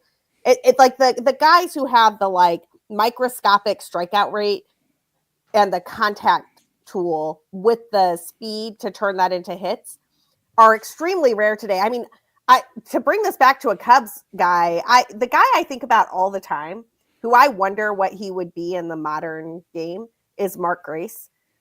Mhm. Most hits in the 90s, but Mark Grace, the Mark Grace style hitter, That's amazing. most hits in the 90s, and never in a single season did Mark Grace ever strike out more than 10% of the time. Not once. His final year of his career, I think he struck out like 9.1% of the time or something. That type of hitter, the guy who's going to hit 300, 310 with a ton of doubles and limited power, is just extinct in baseball. That guy does not exist. And who wouldn't take that guy? Who wouldn't take a guy that strikes out 7% of the time and hits a ton of doubles? Well, I think also, we're going to see that soon. I think we will start to see that approach coming soon. And the thing is, you won't see a ton because really you need like 2 guys in your lineup like that. And if you place them properly, you're going to get a lot out of it. To bring it back, I mean, obviously he would adjust too, but with the way Mark Grace hit, we were just talking about all the defensive analytics. How many doubles is he getting? Right. You probably cut a lot of those doubles into singles, and they're out. and that's and now he's not a 300 hitter anymore. Right. Right. Yeah, right. And when we talk about hitting the ball hard and swinging for the fences, you can't defensive position your field to stop a home run. Yeah. Well, I mean, there was a comment about Driveline earlier in the chat, and kudos to whoever said that, because I do think Driveline is trying to like equalize this playing field a little bit. I mean, I will say, like, we've kind of talked a ton about this. The biggest question I think I will have for the rest of my life is just how much better would Nico have been if he had just gotten those extra 150 at bats at AAA? The guy would be hitting 50 home runs a year. I don't think he would. I don't think he would. All right. Well, it's high time for a break here. We're at 90 minutes. We're like, oh, we're coming back. Yep. Danny's gonna be like, what did you do to my show? And I have a look, trust me, we were doing this for years where I was just let's just go. Let's just go. I don't care. Yeah, I need more wine, so let's do it. Yeah, but I'm gonna throw out a silhouette right here. Now I am going to give everyone a hint. You got to be thinking 1950s on this. This is a very old baseball card. And if you have an idea of who you think this might be, let us know in the chat. And then when we come back, I will tell you whether or not you were correct. But until then, we're going to take a quick break. Watch these commercials. The Sunranto Show has hired me, a professional voiceover actor, to tell you why you should become a Sunranto Patreon patron at patreon.com/Sunranto. First of all, it's only $1 a month. And if you can't afford $1, I don't even know that the Sunranto Show wants you as a listener, because you're too poor to even hang out with anyway. Also, as a Patreon member, you get the Sunranto Show ad-free and the Patreon-only podcast called Cubs Pod, which releases daily during the season with bonus episodes all off-season long. Sunranto Patreon members are also eligible to win a monthly prize, get exclusive Sunranto Discord page privileges, and there are more perks at every level. Plus, 10% of your Patreon support goes to help the Lost Boys Youth Baseball Program as we give back to our community. So what are you waiting for? Spend your hard-earned money on tickets and beer for the Sunranto Show by subscribing at patreon.com/Sunranto. Otherwise, they'll think you're a poor loser. A big, fat, dorky, poverty-stricken loser. Take it from me and by commanding professional voice, and become a Sunranto Patreon supporter right now.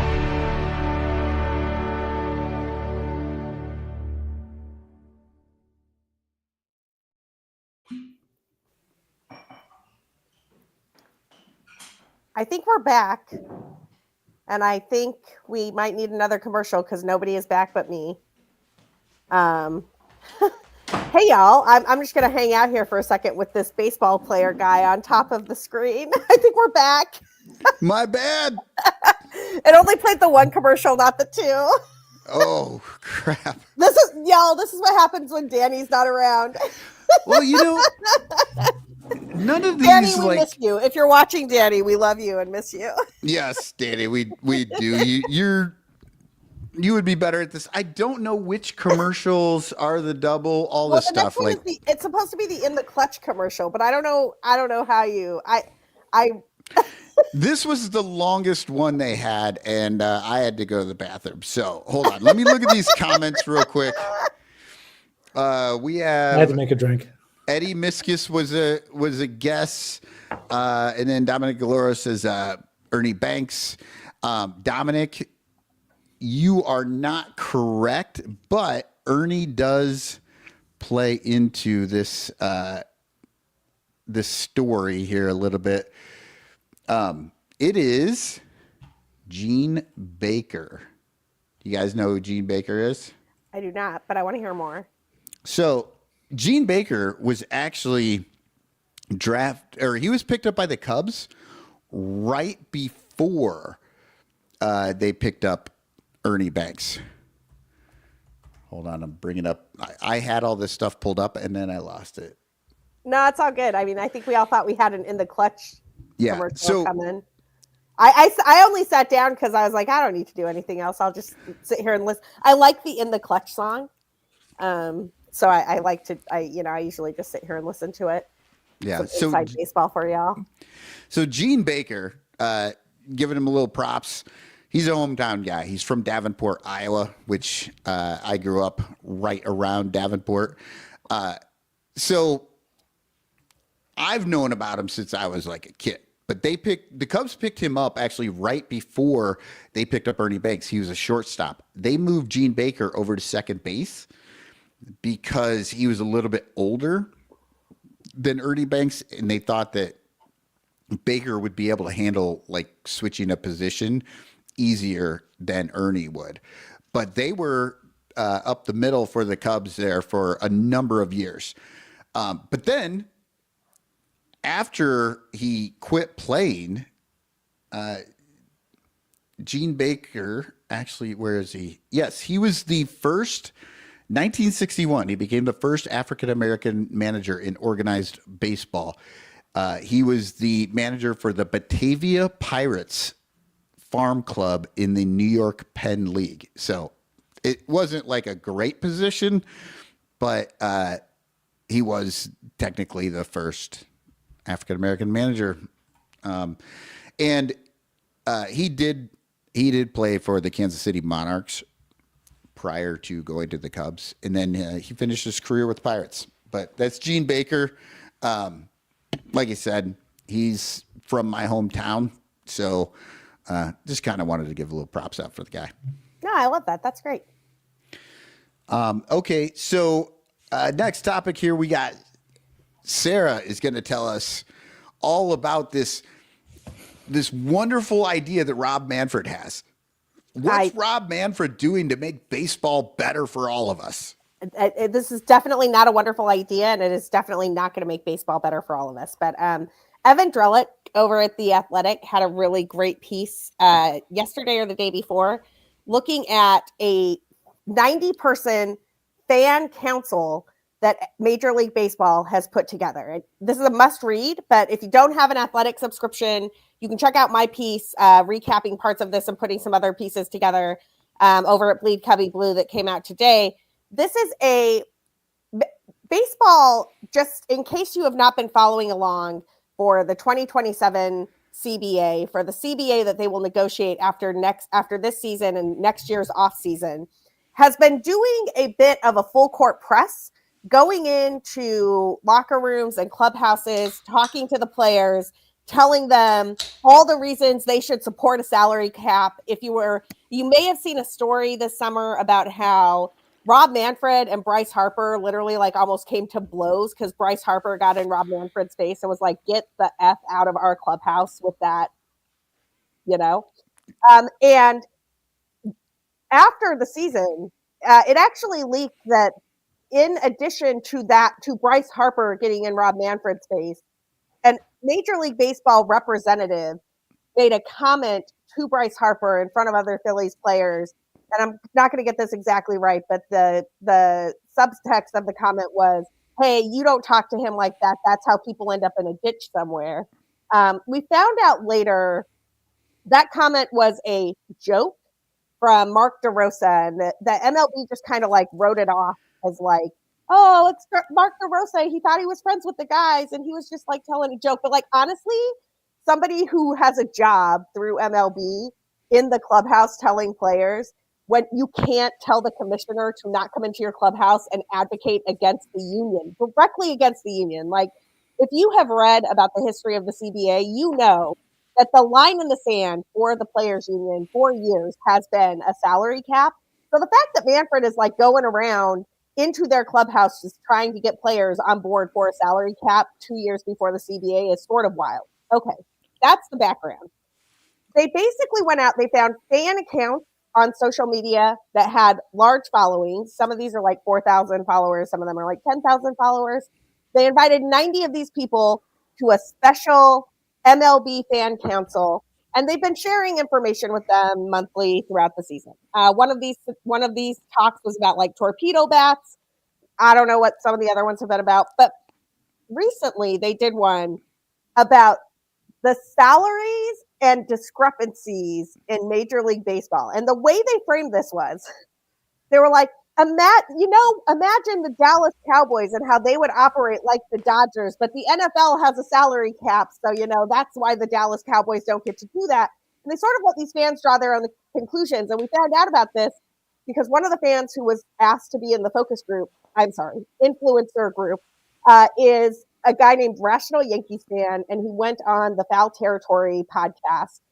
You can watch it. There's actually one of the very astute readers at BCB put a link to this in the piece that I posted earlier today. So if you want to find it, just go to that piece, look at the comments, you'll find it immediately. But you can hear his interview about what this was like.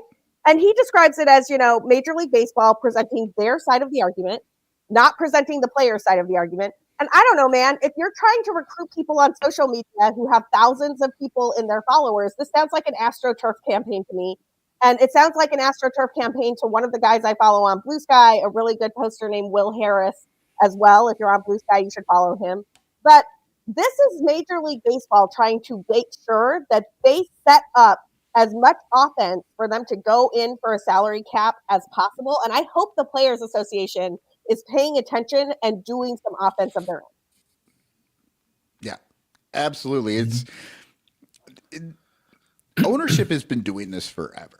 Honestly, ever since the beginning of the CBA and all these things, ownership always uses the media. They've always used traditional media prior to this, but now it's like they've gotten, another weapon is to get out there and get these influencers.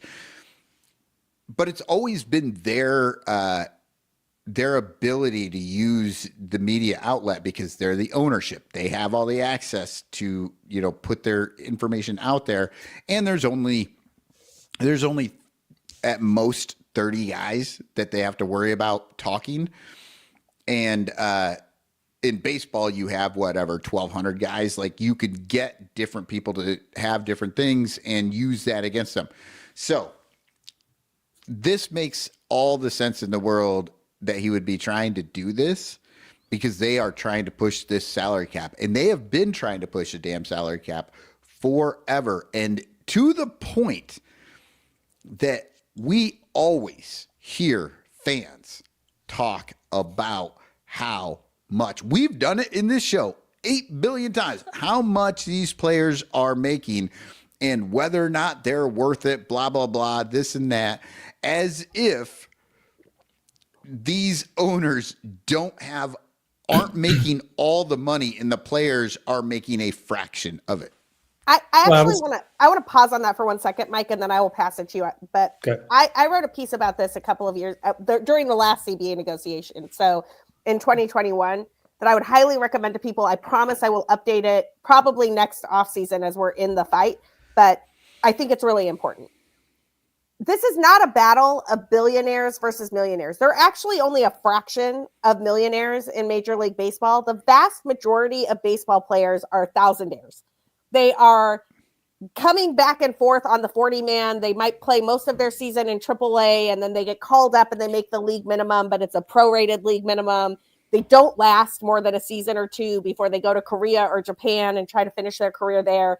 And they spent all of their time in the minor leagues making, honestly, less than minimum wage, because that is allowed in the minor league system for a variety of reasons. It's called the Save America's Pastime Act, where the owners cried poor. So I really think that, yes, it is true that MLB always tries to frame this as these millionaire players just can't handle, they just want more money. The players are so greedy. And that is because the most prominent contracts in the sport belong to the Shohei Ohtanis of the world, and they belong to the Juan Sotos of the world. But there are very few players who make that type of money that Juan Soto or Shohei Ohtani make. There are even fewer. There are not that many players who make the money Nico Horner makes. Like, Nico's a millionaire, but think about all of the Frank Schwindels who come through, or the Patrick Wisdoms who come through, that spent 10 years in the minors. A few years ago, there was a feel-good story when Randy Dobnik was pitching in the postseason, because they're like, oh, this man's an Uber driver in the offseason. Yes, he is, because he doesn't make anything as a minor league reliever, and he just happened to get called up at the right time and was effective at the postseason. Where's Randy Dobnik now? He's not playing in Major League Baseball. He's driving an Uber somewhere. Yeah. Well, I was going to say that the one thing that would be, I'm totally with you guys on the arguments, but just to play devil's advocate for a second, in order to do a salary cap, they would have to open their books. because the NFL, the NBA, the NHL, all these other sports that have salary caps, it's all tied to revenue. The players negotiate for a percentage of the revenue. Nobody knows how much fucking money these people make now. I mean, Tom Ricketts claiming that they break even every year, and I was listening to Cap's podcast, and Gordon were saying that the Yankees didn't make money last year. And like, these are all bookkeeping choices. It's not because they don't have any money, but people are going to have to put their bookkeeping choices down on paper, and that's going to feed the whole process. Notice, hey, Mike, can you expand on what you mean by bookkeeping choices? Because you're right about that, but I don't think people realize what you're talking about there. I think there's obvious stuff, right? I have season tickets. When I pay for my season tickets, that money goes to baseball operations because I'm buying a ticket to the game. It's to see the game. There are revenues from concessions, from tickets, from parking, from advertisements you see all around the stadium. There's advertising on Marquee. Marquee is its own channel. They've got all the events that they do at Wrigley Field, and they do it outside Wrigley Field, where they've got the Winter Wonderland and the hockey games, and Northwestern's playing college football games there, and there are concerts. There's all the real estate that Ricketts own all around in Wrigleyville. There's the Gallagher, or the hotel across Gallagher Way. Hotel Zachary. Hotel Zachary. And they own a lot of the restaurants and the bars. And so there is almost limitless revenue coming into what you would consider to be the Cubs as an entire enterprise.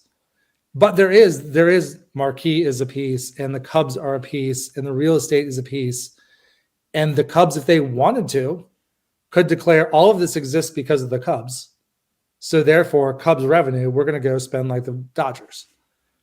But they make their choices where the real estate part is its own holding company, and Marquee is its own thing. And when they put those new suites in the outfield, things like that, they're trying to generate more. In theory, that would be baseball revenue, because I think it's inside the park during the game. I think it'd be pretty hard to even pretend that that's not baseball revenue. But there's a lot of stuff that is really, what book do we want to throw this on? And that's how Tom comes up with breaking even. It's not because, well, either that or Crane Kenny absolutely sucks at his job, because if they're truly just breaking even, then they need to fire them all. But you know that's not the case. The Cubs are making shit tons of money. The question is, it's a choice on how they break it up. And every team does that to some extent. Some have access to more things than others. The Reds probably have to fold more of that stuff into baseball just so they can compete in the division. But it'll be interesting to see it. If the owners are going to push hard for a salary cap model, then teams are going to pool their revenue, and it's going to come to the league. And the salary cap is going to be a percentage of overall baseball revenues. And teams are going to be forced to spend a certain amount of money. They're going to be capped at a certain amount of money. But the players, the theory goes, well, it'll never work out for the players. So I'm just going to set that out up front. But in theory, they could negotiate for a bigger piece of a pie that they don't currently have access to. But it'll be really interesting to see what owners put down on paper as their books. Well, and you're absolutely right. They're just doing a bunch of work on the books to make these things act as if they aren't connected. But here's the other thing.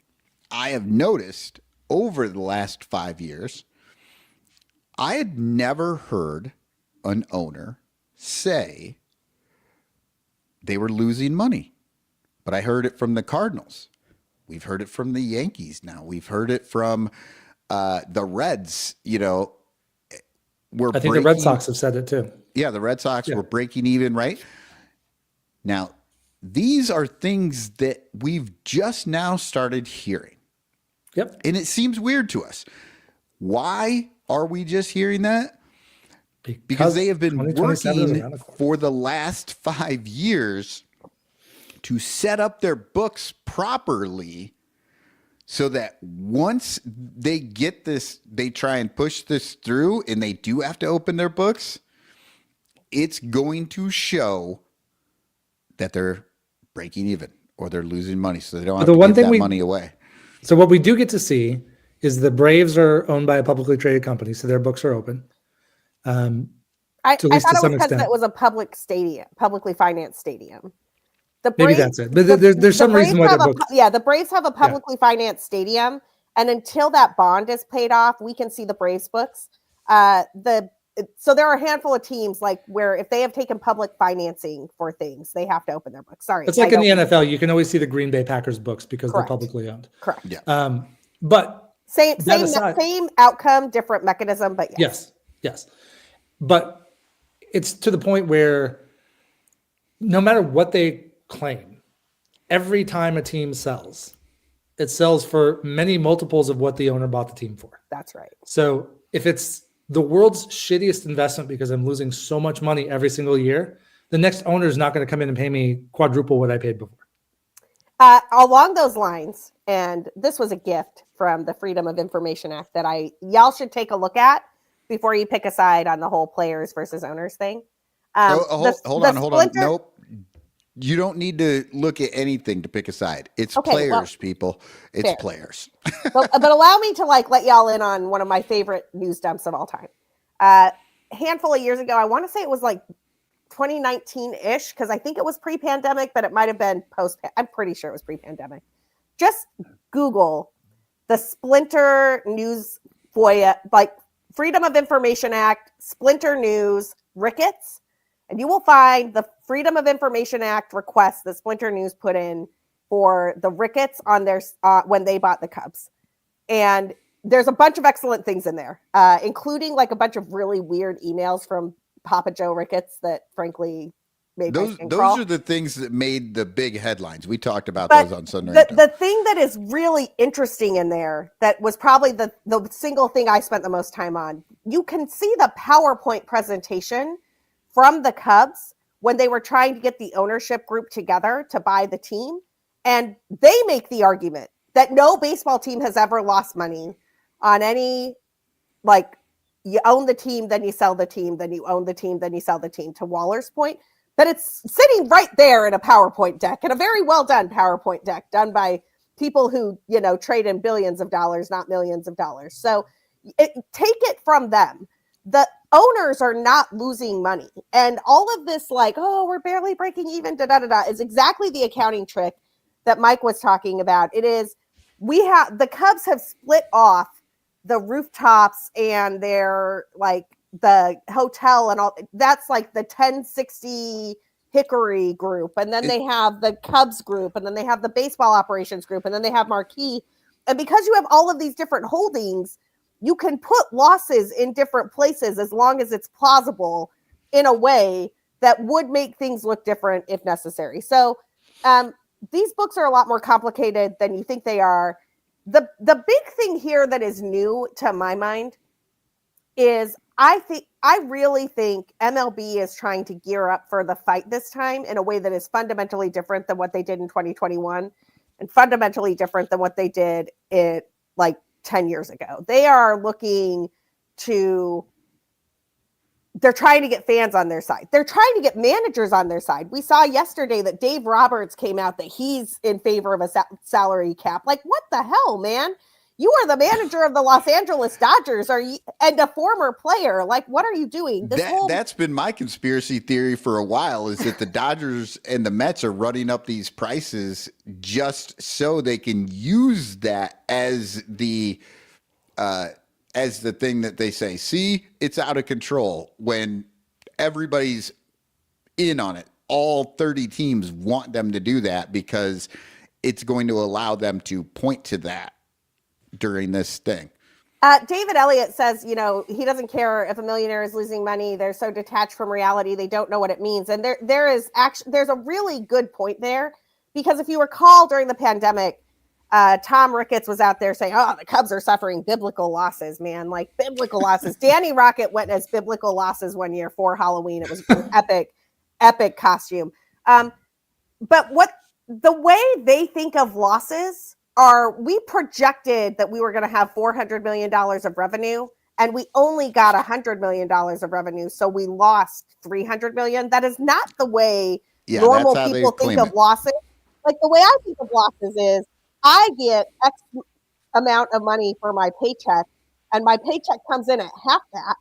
So I lost half of my paycheck. Like most of us live in the now. We live in the paycheck to paycheck realm, not in the I projected that I was going to make, X amount of $1,000 versus Y amount of $1,000. The last thing I'll say about this, and I'm just curious what people are thinking about it.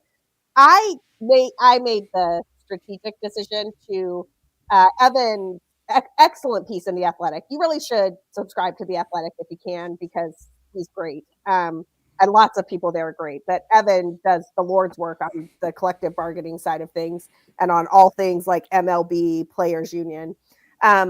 They include a bunch of tweets from people who are on this fan council.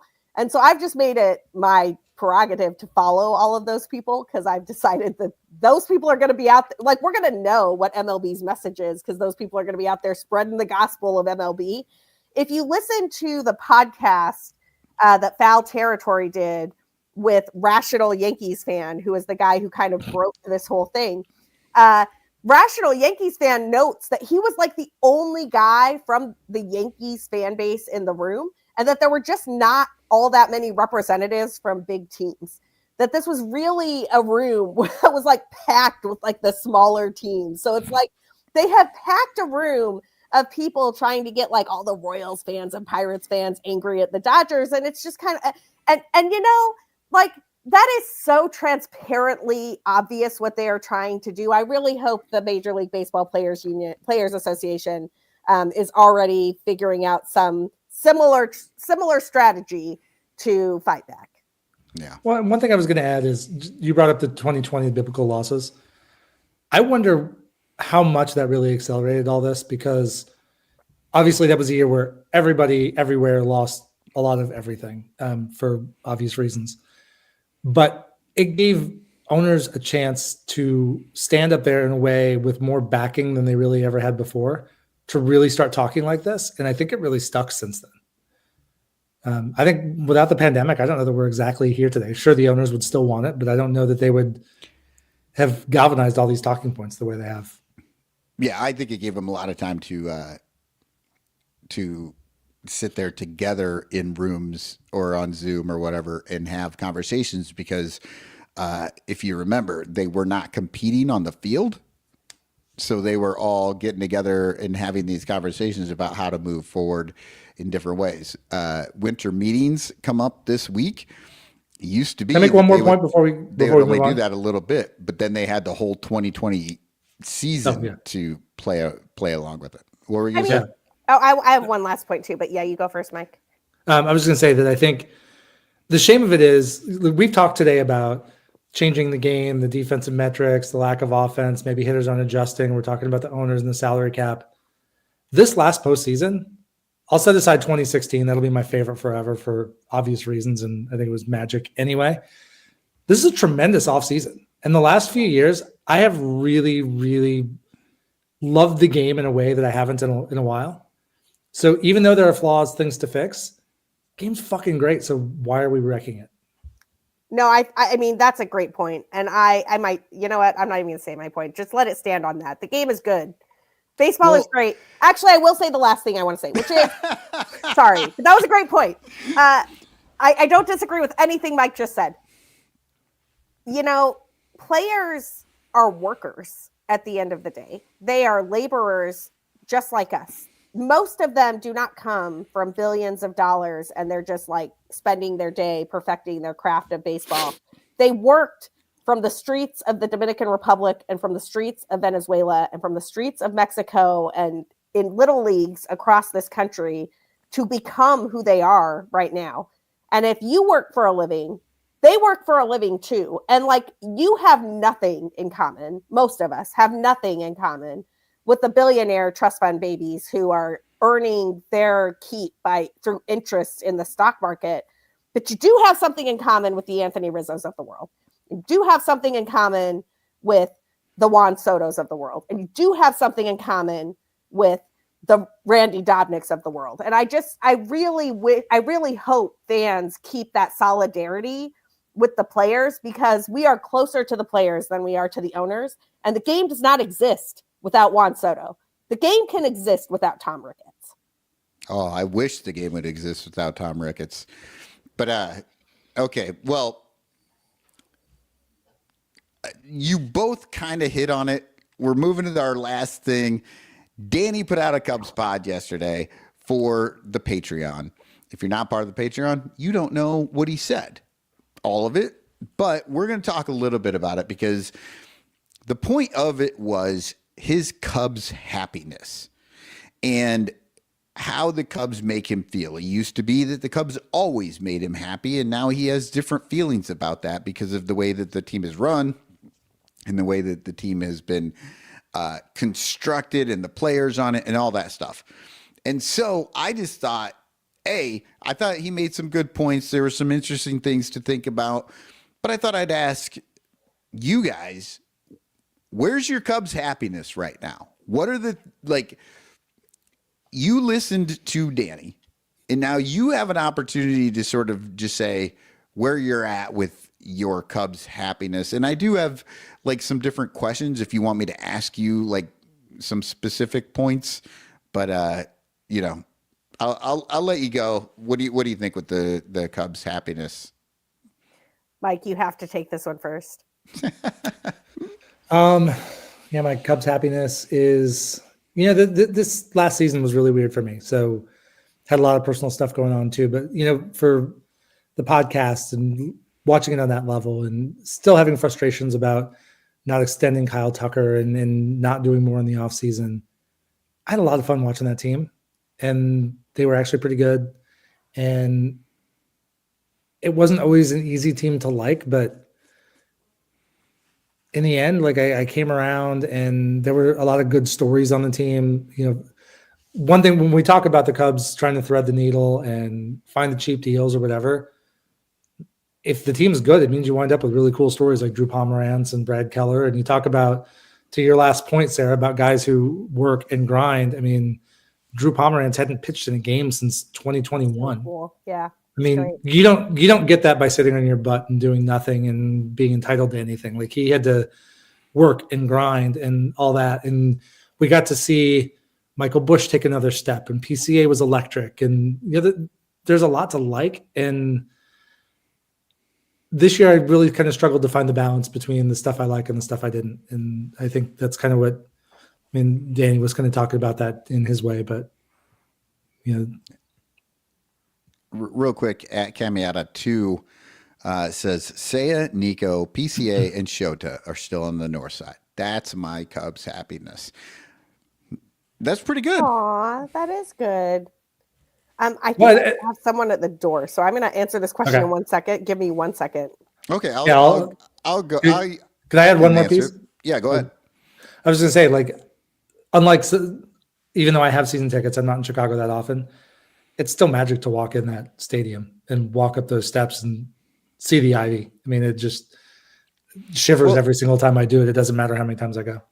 And Danny talked about that too. The idea that maybe the Cubs themselves weren't bringing him happiness, but going to Wrigley brings him happiness. Being around the people, the ranters, the bleacher bums, just honestly, just random people at Wrigley. I really like when I go to Wrigley, the people working in concessions and stuff there, they don't actually work for the Ricketts. They work for whoever it is, Aramark or whatever. Yeah. Whatever company but they like being there and they're part of that whole thing. And I will say that's my Cubs happiness is when I go there and I actually, the vendors enjoy being there, and they're kind of, despite what could be a horrific job, and probably is a lot of times, you feel a lot of they enjoy just being in that ballpark. That ballpark is wonderful. And then being part of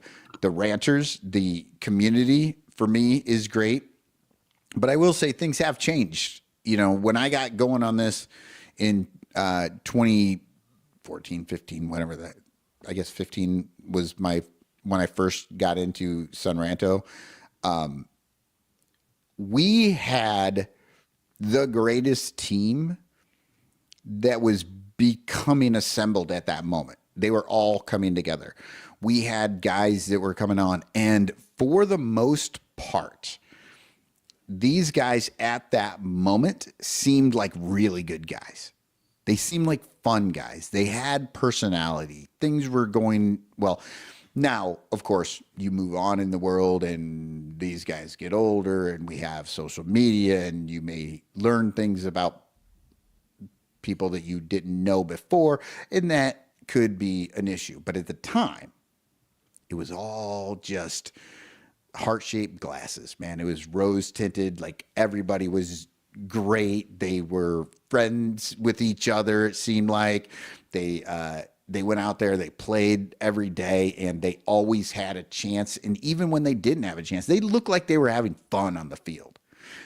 That, back then, that was my joy. It was watching players on the field who seemed as if they enjoyed what they did. That's what I've always loved about the Cubs. And throughout my life, the Cubs have been bad most of the time. But they've had players like an Andre Dawson who just loved what he did to the point that he just wanted to play at Wrigley.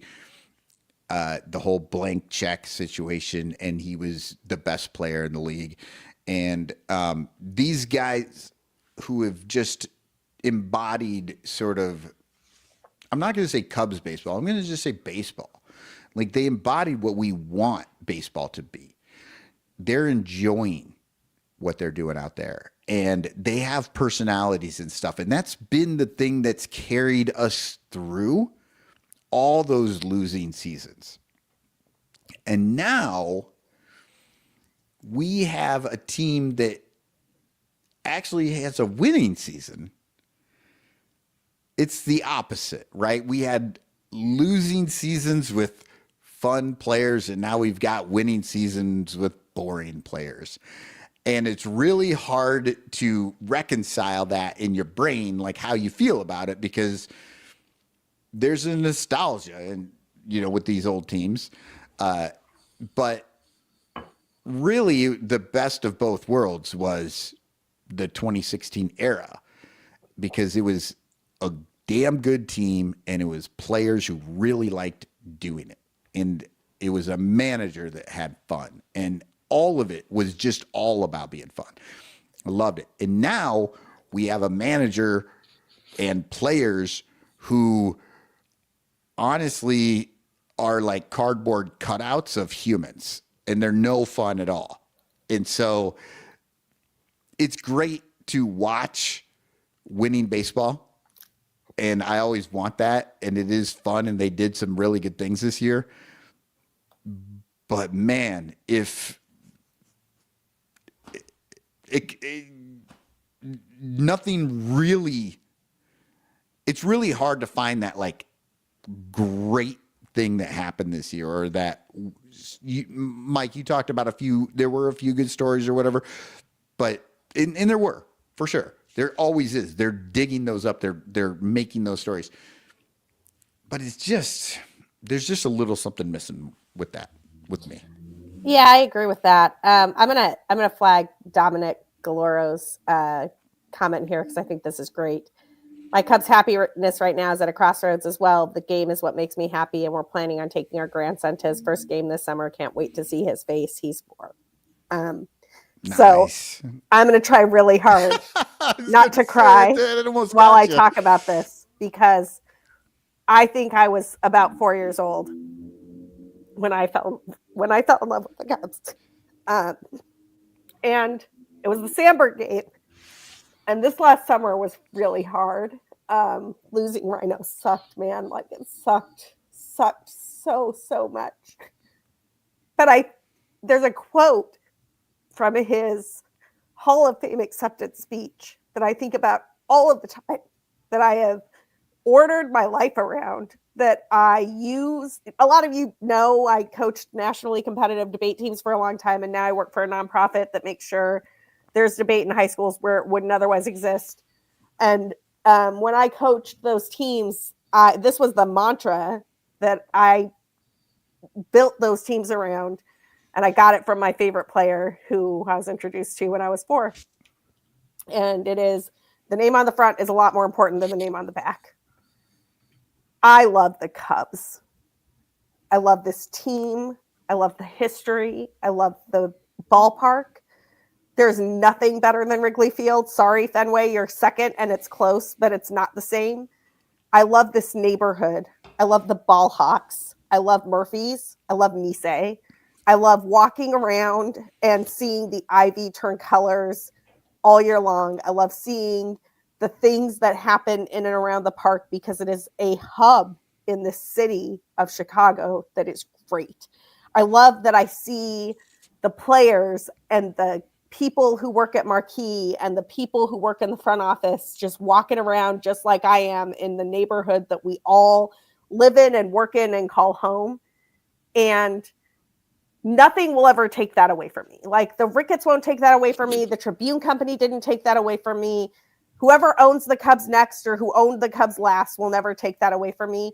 But this team, as currently constructed, has very few. It is very much a team that I would not construct. It is not a team like I know the team. Like y'all know who I love and the types of players that I. Right. There's a reason that Javier Baez and Wilson Contreras are back there, and all of the other 2016 players are on my other shelf over there. And I did that on purpose. Christopher Morel will be up there someday too. I am. It is just one of those. It's a gut feel. It's a thing. And it's not always the best thing. Like Christopher Morel didn't work out, but I still love him anyway. His walk-off against the White Sox was probably the last moment that the joy that I felt. It actually surpassed the joy I felt in the bleachers this year during the playoff run. And I was at every Cubs win in the bleachers this year, like every single one. It was incredible. The only loss I was at was the one in Milwaukee, and I will never go to that park to watch the Cubs again because that place is cursed. But that park sucks too. For all of my complaints about this team, there are things I love and things that are really exciting and hopeful. Daniel Palencia throws gas and comes out to Gasolina. Wrigley Field is dancing to Daddy Yankee in the summer because Daniel Palencia rocks. Moises Ballesteros is an unbelievable hitter. You do not come up and do what he did at 21 and look as comfortable as he did at 21 if you are not an unbelievable hitter. And we are going to get to watch him hopefully for a really long time at Wrigley Field. Shota defied this stupid administration running the Cubs and took the qualifying offer. And we get another year of Showtime, people. And that is going to be great. And whatever happens with the CBA will outlast what the Cubs and Wrigley Field and all of it will outlast whatever terrible damage the people who are in charge right now are doing and the mistakes that they make, because the name on the front is a lot more important than the name on the back. And I will die on that hill. Yeah. No, I 100% agree. And I think when I was listening to you, it sort of dawned on me, it's not the team. It's the ownership. It's the front office. Those are the things that are sort of sapping the joy. If But if we didn't have to deal with them, or we could see that they were doing things in a way that made sense, our joy wouldn't ever be sapped. We would just be able to just enjoy all of it. That's the only thing that really, sort of bugs me a little bit. What were you going to say, Mike? I was saying one thing I was thinking about with between the being around Wrigley and we've outlasted many owners already and all that, but like I was thinking back to just some of the little things and around the stadium and how many places would the Mom Shrine still be up? Oh, nowhere. The Mom Shrine would not be up outside of Fenway. And I didn't think it was going to clear the next homestand. Dude, I didn't think it was going to clear the winter. I told Danny, there was a time last winter, this is no joke, there was a time last winter where there was this rotting pumpkin because the pumpkin had rotted over like Thanksgiving in November and like it was still there in December. And I was like, Danny, you got to get rid of the pumpkin because the pumpkin is getting like the Mom Shrine is going to get shut down because of the pumpkin. He's like, I don't even think I can pick it up. I think it'll just disintegrate. And so I don't know how he got rid of the pumpkin, but he did. But no, the Mom Shrine is an excellent, God, that's a great pool. That's an excellent example of why this place is so much better. The burning of the ball, man. If you have never been at the burning of the ball, make it a priority in your life just once. Be it the last night game at Wrigley Field in a season and come hang out with us at Ball Hot Corner. It's gotten bigger every year since I've been there. It's like an event now, man. People show up. The last home game, the Potluck. the potluck, Yes, the potluck out in the bleachers is amazing. I don't know that that's happening anywhere else. No, I mean, not to my knowledge. I don't know if that's a, Well- the chalk writing on the wall was one of the first stories. It was the first official story that I wrote for Bleed Cubby Blue. That And chalk I writing was crazy. Yeah, I love it. No other ballpark or fan base could have had or done that. It didn't happen when the Red Sox won the World Series. It happened when the Cubs won the World Series. And we have a special thing here. And what we have is we will outlast the consultant ball bros. Yep. I got a whole thing on consultant ball that I'm going to write up this offseason and next. Let me bring in David Elliott here. He says, sometimes I think I like being a rancher more than I like the Cubs. I love the Cubs, but this community and the greater Cubs fandom, unmatched. Cubs come and go. Ranchers will stay. And and outside of just being at the Ranchers, that is the truth of this team, right? The ownership will come and go. We have been through many of them. They've lasted a long time, but we are still here. We have made it through all of it. We've made it through all the bad times, and we did it by coming together as fans, friends, watching this team, doing the little things that we do to make the traditions. The traditions don't come from the Cubs. The traditions come from the fans. The traditions come from bringing people along and letting them know about it, right? And a lot of these traditions, Sarah, you were saying, have grown in the last few years. Well, that is because back in the day, there was no way to let people know about it. If you know, you know. That's all you do. Yeah, you had to be there. You had to be there. And now people are starting to find out that these things are real because of podcasts, because of social media, because of these different things. And they're like, I do want to go be a part of that, and it's been amazing. And we will all be here well beyond this team or so yeah, it is about the community. Dominic Galoro again from the top rope. The Ranters have made a better fan of baseball and the Cubs. The Oregon during 2020, I have a story about this. So it was a particularly bad day. The pandemic sucked, man. I don't know. I live alone and I don't normally mind it because I have all my friends at Wrigley and I have all my friends and, I just like do whatever. And then I come home and it's fine. But it was really rough being alone for like months and months and months on end. And I had a bad day at work and I was walking. It had been raining all day. I was walking just as like, I'm going to get my steps at least. I'm going to take a walk. And I came up Waveland and right about where the L is, I heard the Lowry. Like I heard the organ playing music. And I was like, what the hell? It's like, why? I was like, that's the sound of baseball. And I walked closer to the park.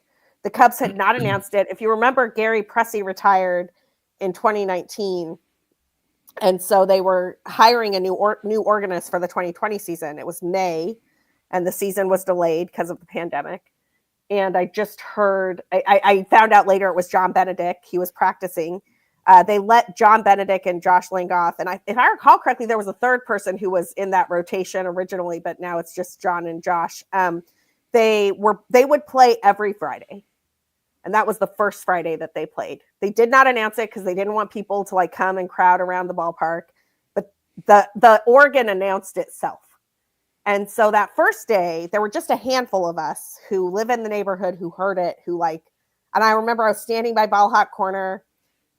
Michael Bowling came by and we couldn't hug each other, but it was like, I know you. Thank you. Like, I see you. But over time that summer, every Friday, people would get their lawn chairs, they'd have their masks, whatever. People would just walk laps around the park listening to the organ, and they always ended with what a beautiful world, with that song, like, or what a wonderful world. And that sound it touched my soul, man. Like, it hit so deep. It hit like the best moments of church are supposed to hit. And these are my people, and this is my place. You will pry it from my cold, dead hands, even if I don't like the people who run and own this team. Yeah. Well, I'm really honestly excited for Danny to listen to this tomorrow, because he's going to hear some great thoughts from, those of us in the chat, the hosts on this show. And I'm going to hit one last thing if I can, Michael. Yep, go ahead. So Lily Yumper put a comment out here. I agree with everything you said, Sarah. Won't give them my money going to the ballpark. I totally get that mindset. I have crazy respect for it. I've thought about that at times in some other sports as well as the Cubs. And I think the sentiment that I fall back to is that we're going to outlast them. It's really more my team than it is theirs, in a sense. And I only have so many years on this planet to be able to go to Wrigley Field and walk in. And I'm not going to deprive myself of that. It means I'm going to give them some money, and I'm just going to live with it. Yeah, that's how I feel too. And again, Lily Yumper, I agree. I respect for the people who take the other approach. Man, mad respect. I am too much. I am too codependent on the Cubs to take that stance, because I'll be I'm going to be real transparent and honest for 1 second. Like, I've dealt with depression and anxiety my whole life, and it's obvious it's been well under control for most of my adult life. But one of the ways that it is under control is baseball and the Cubs. I take the summer gives me this massive break from my brain worrying about everything in the universe, to where I just focus on baseball. I focus on the Cubs. I get these 3-hour breaks. I get to sit in this beautiful space and be with my friends and worry more about whether Nico Horner is going to catch a pop fly than everything else that is going on in the world. And I need that. I personally need that. It is my church. It is my holiest space. It's a cathedral on this planet for me. And I have not been able to make that decision, but I respect those who do. Yeah. The funny thing about Yumper too is that he was a Cubs fan, and then he has a lot of friends who are on the South Side, White Sox, so he just made the switch. He's a White Sox fan, but he couldn't quit the Ranchers. Hey, listen, he's stuck around with us for quite a while, and it's kind of funny. He's our resident Sox fan now, I guess. Hey, if Pope Leo is ever throwing out a pitch at White Sox Park, I am there, man.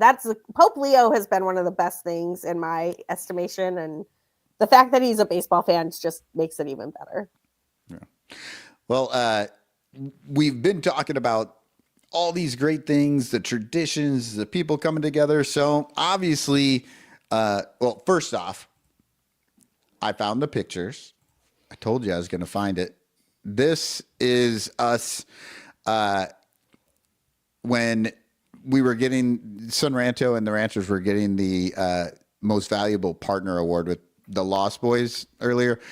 We've got Bill Sugas over here, Bleacher Jeff in the back, Crawley, Danny, me, Bernie Barron, and Joe, like all of us up on the stage. That was like the coolest thing, because it was like, yeah, Danny could have just gone up there and we'd have just sat there and watched and whatever. But, he was like, nah, come on up. And so we all went up there and got the award together. It was wonderful. And then, this is kind of us. The other two people, we got Guy Sirius over here in the red shirt. He was sitting there at the table. He didn't come up with us. And my wife, Emily, there with me sitting at the table. And then Joe, Danny, Crawley, and Bill, all of us. It was a great day. And that's the community that has built up around this. And it's been wonderful to be able to share that with everybody. And coming up 12/20, yet another wonderful thing that we do in this community is Cubs caroling. So I'm going to pop this link in here. But yeah, if you haven't done it, go do it. It's a lot of fun. You walk around Wrigleyville, you go into the bars, and you sing Christmas songs with Cubs words or baseball words or whatever. And it's a good time. I unfortunately can't be there this year. I have a few other things happening. It's literally Christmas is 5 days after this. So sometimes you can make it, sometimes you can't. I remember I missed so many because my kids always had band concerts, but I've made the last couple. It's been a lot of fun. I will do my best to be there next year, but it is a good time, and you get to go and actually see the ranchers, hang out with them in real life. That's a great time. Anytime you get to do that. So, Sarah, I got you. Are you gonna give this a shot?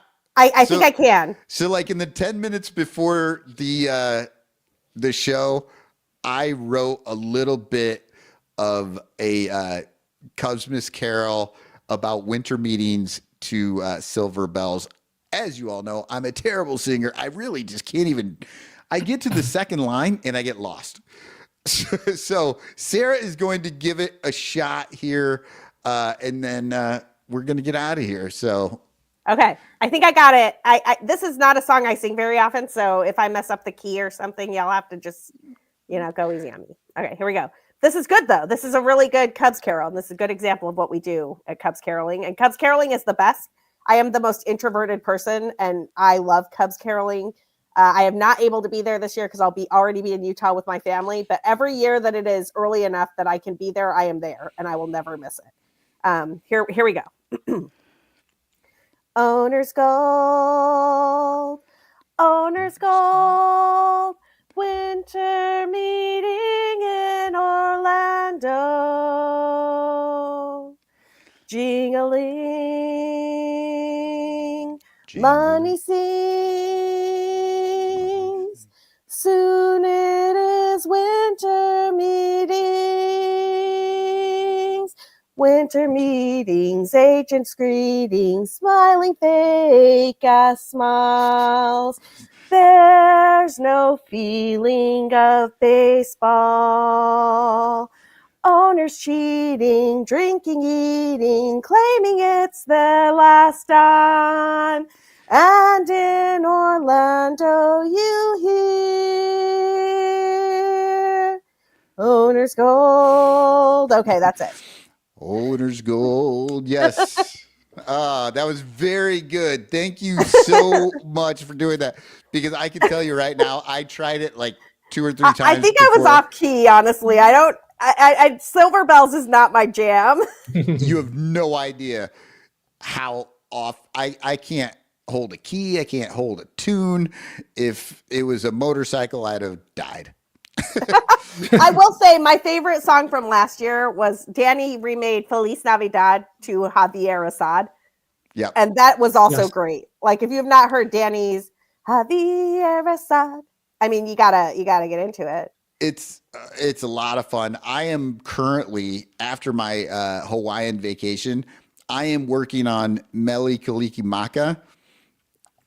It's tough, but I'm going to get through it. I'm going to have a Cubs. So, if anybody out there doesn't know, anybody can and should write a song just like what you heard Sarah do, just to the tune of your song, put in Cubs stuff, talk trash, make it funny, record yourself. We are going to have a show. It will be on I believe the 18th is the show. So we've got a couple of weeks here for you to get it in, and we will play them. I will join that show. Yeah, I'll join the show.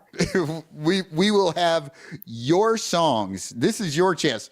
Just do like a verse, like what you just heard. We all get the point. We have some fun with it.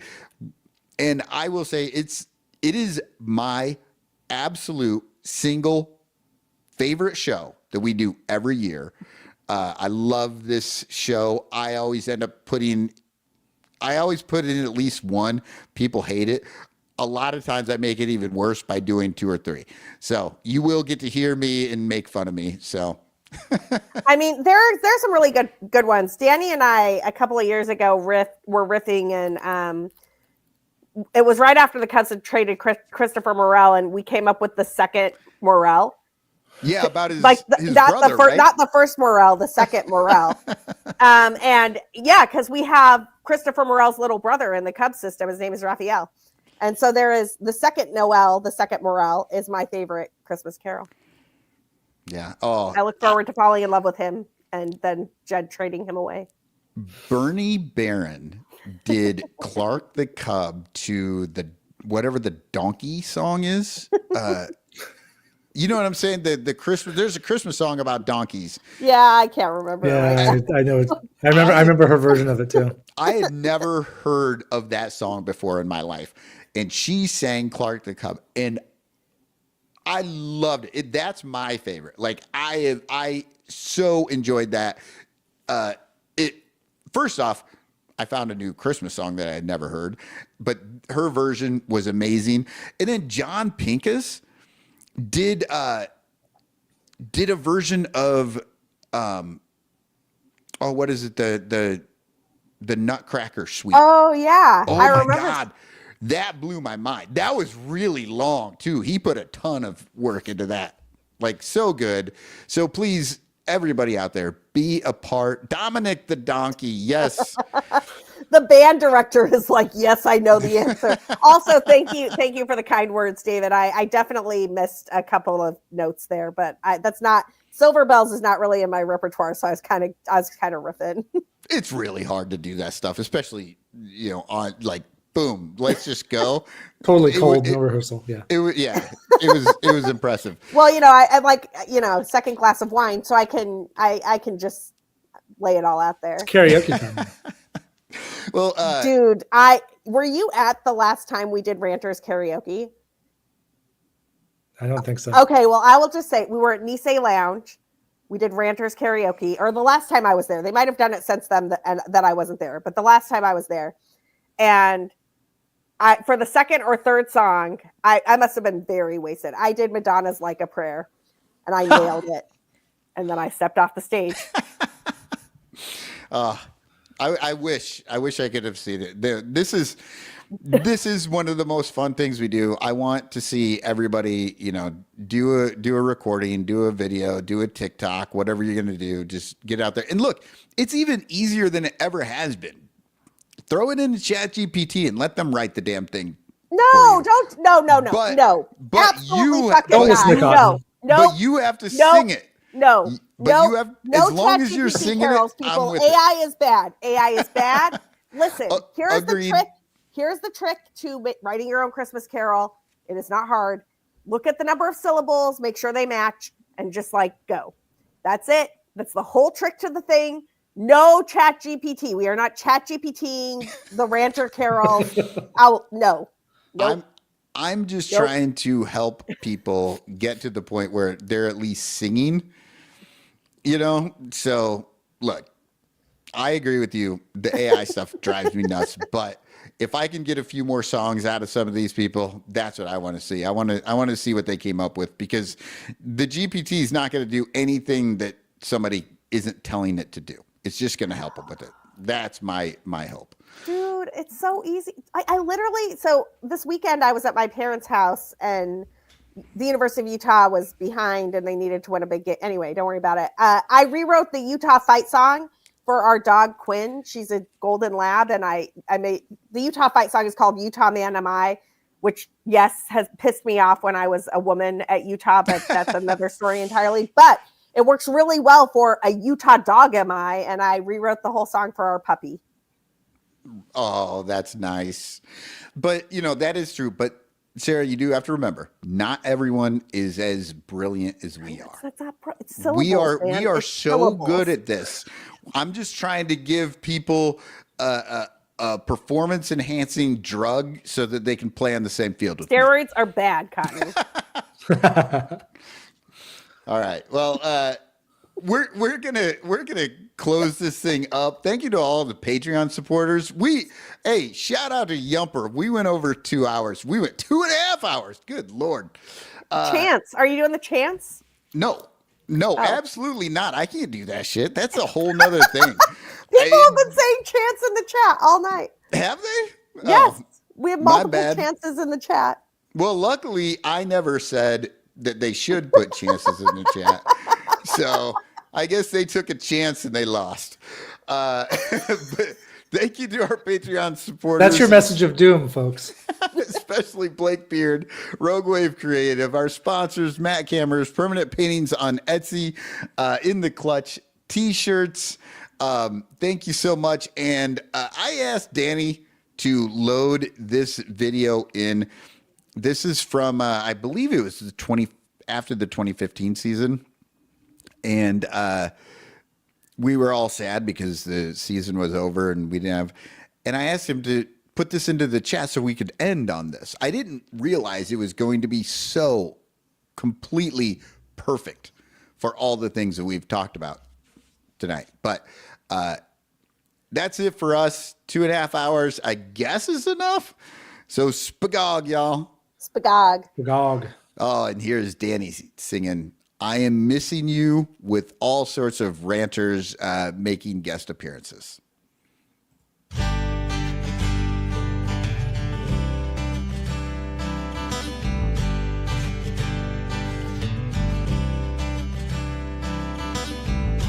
The Cubs season ended last Wednesday. Said see you next year to the boys in blue.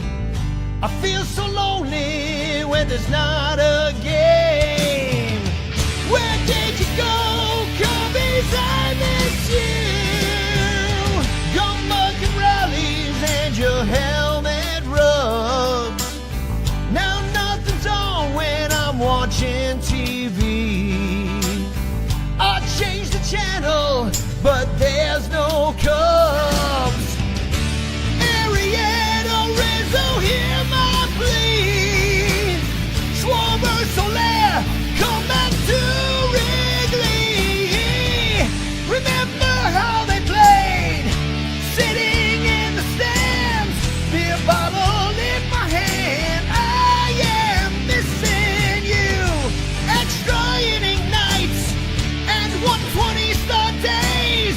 Why did you go away? I am missing you.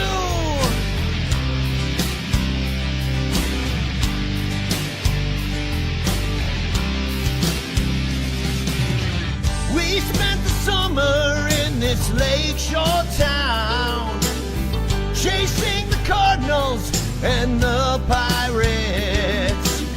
We hit the playoffs and mowed them down.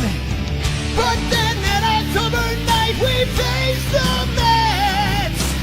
The Cubs hit a wall, now I can't forget. Remember how they played, sitting in the stands, beer bottle in my hand. I am missing you. Extra inning nights and 120 start days. Why did you go away? I am missing you. We've had our good and bad times. We love the Russell trade. Now all the 2015 Cubs games have been played, and now you're feeling so lonely.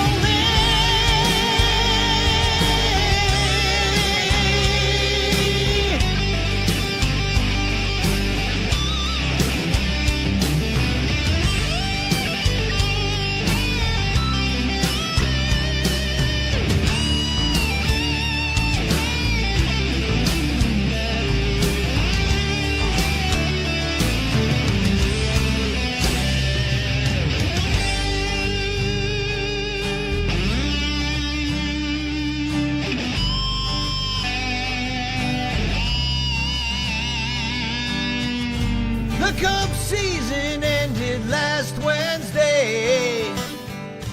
Goodbye, baseball. baseball and boys in blue. Next year, promise me that you'll go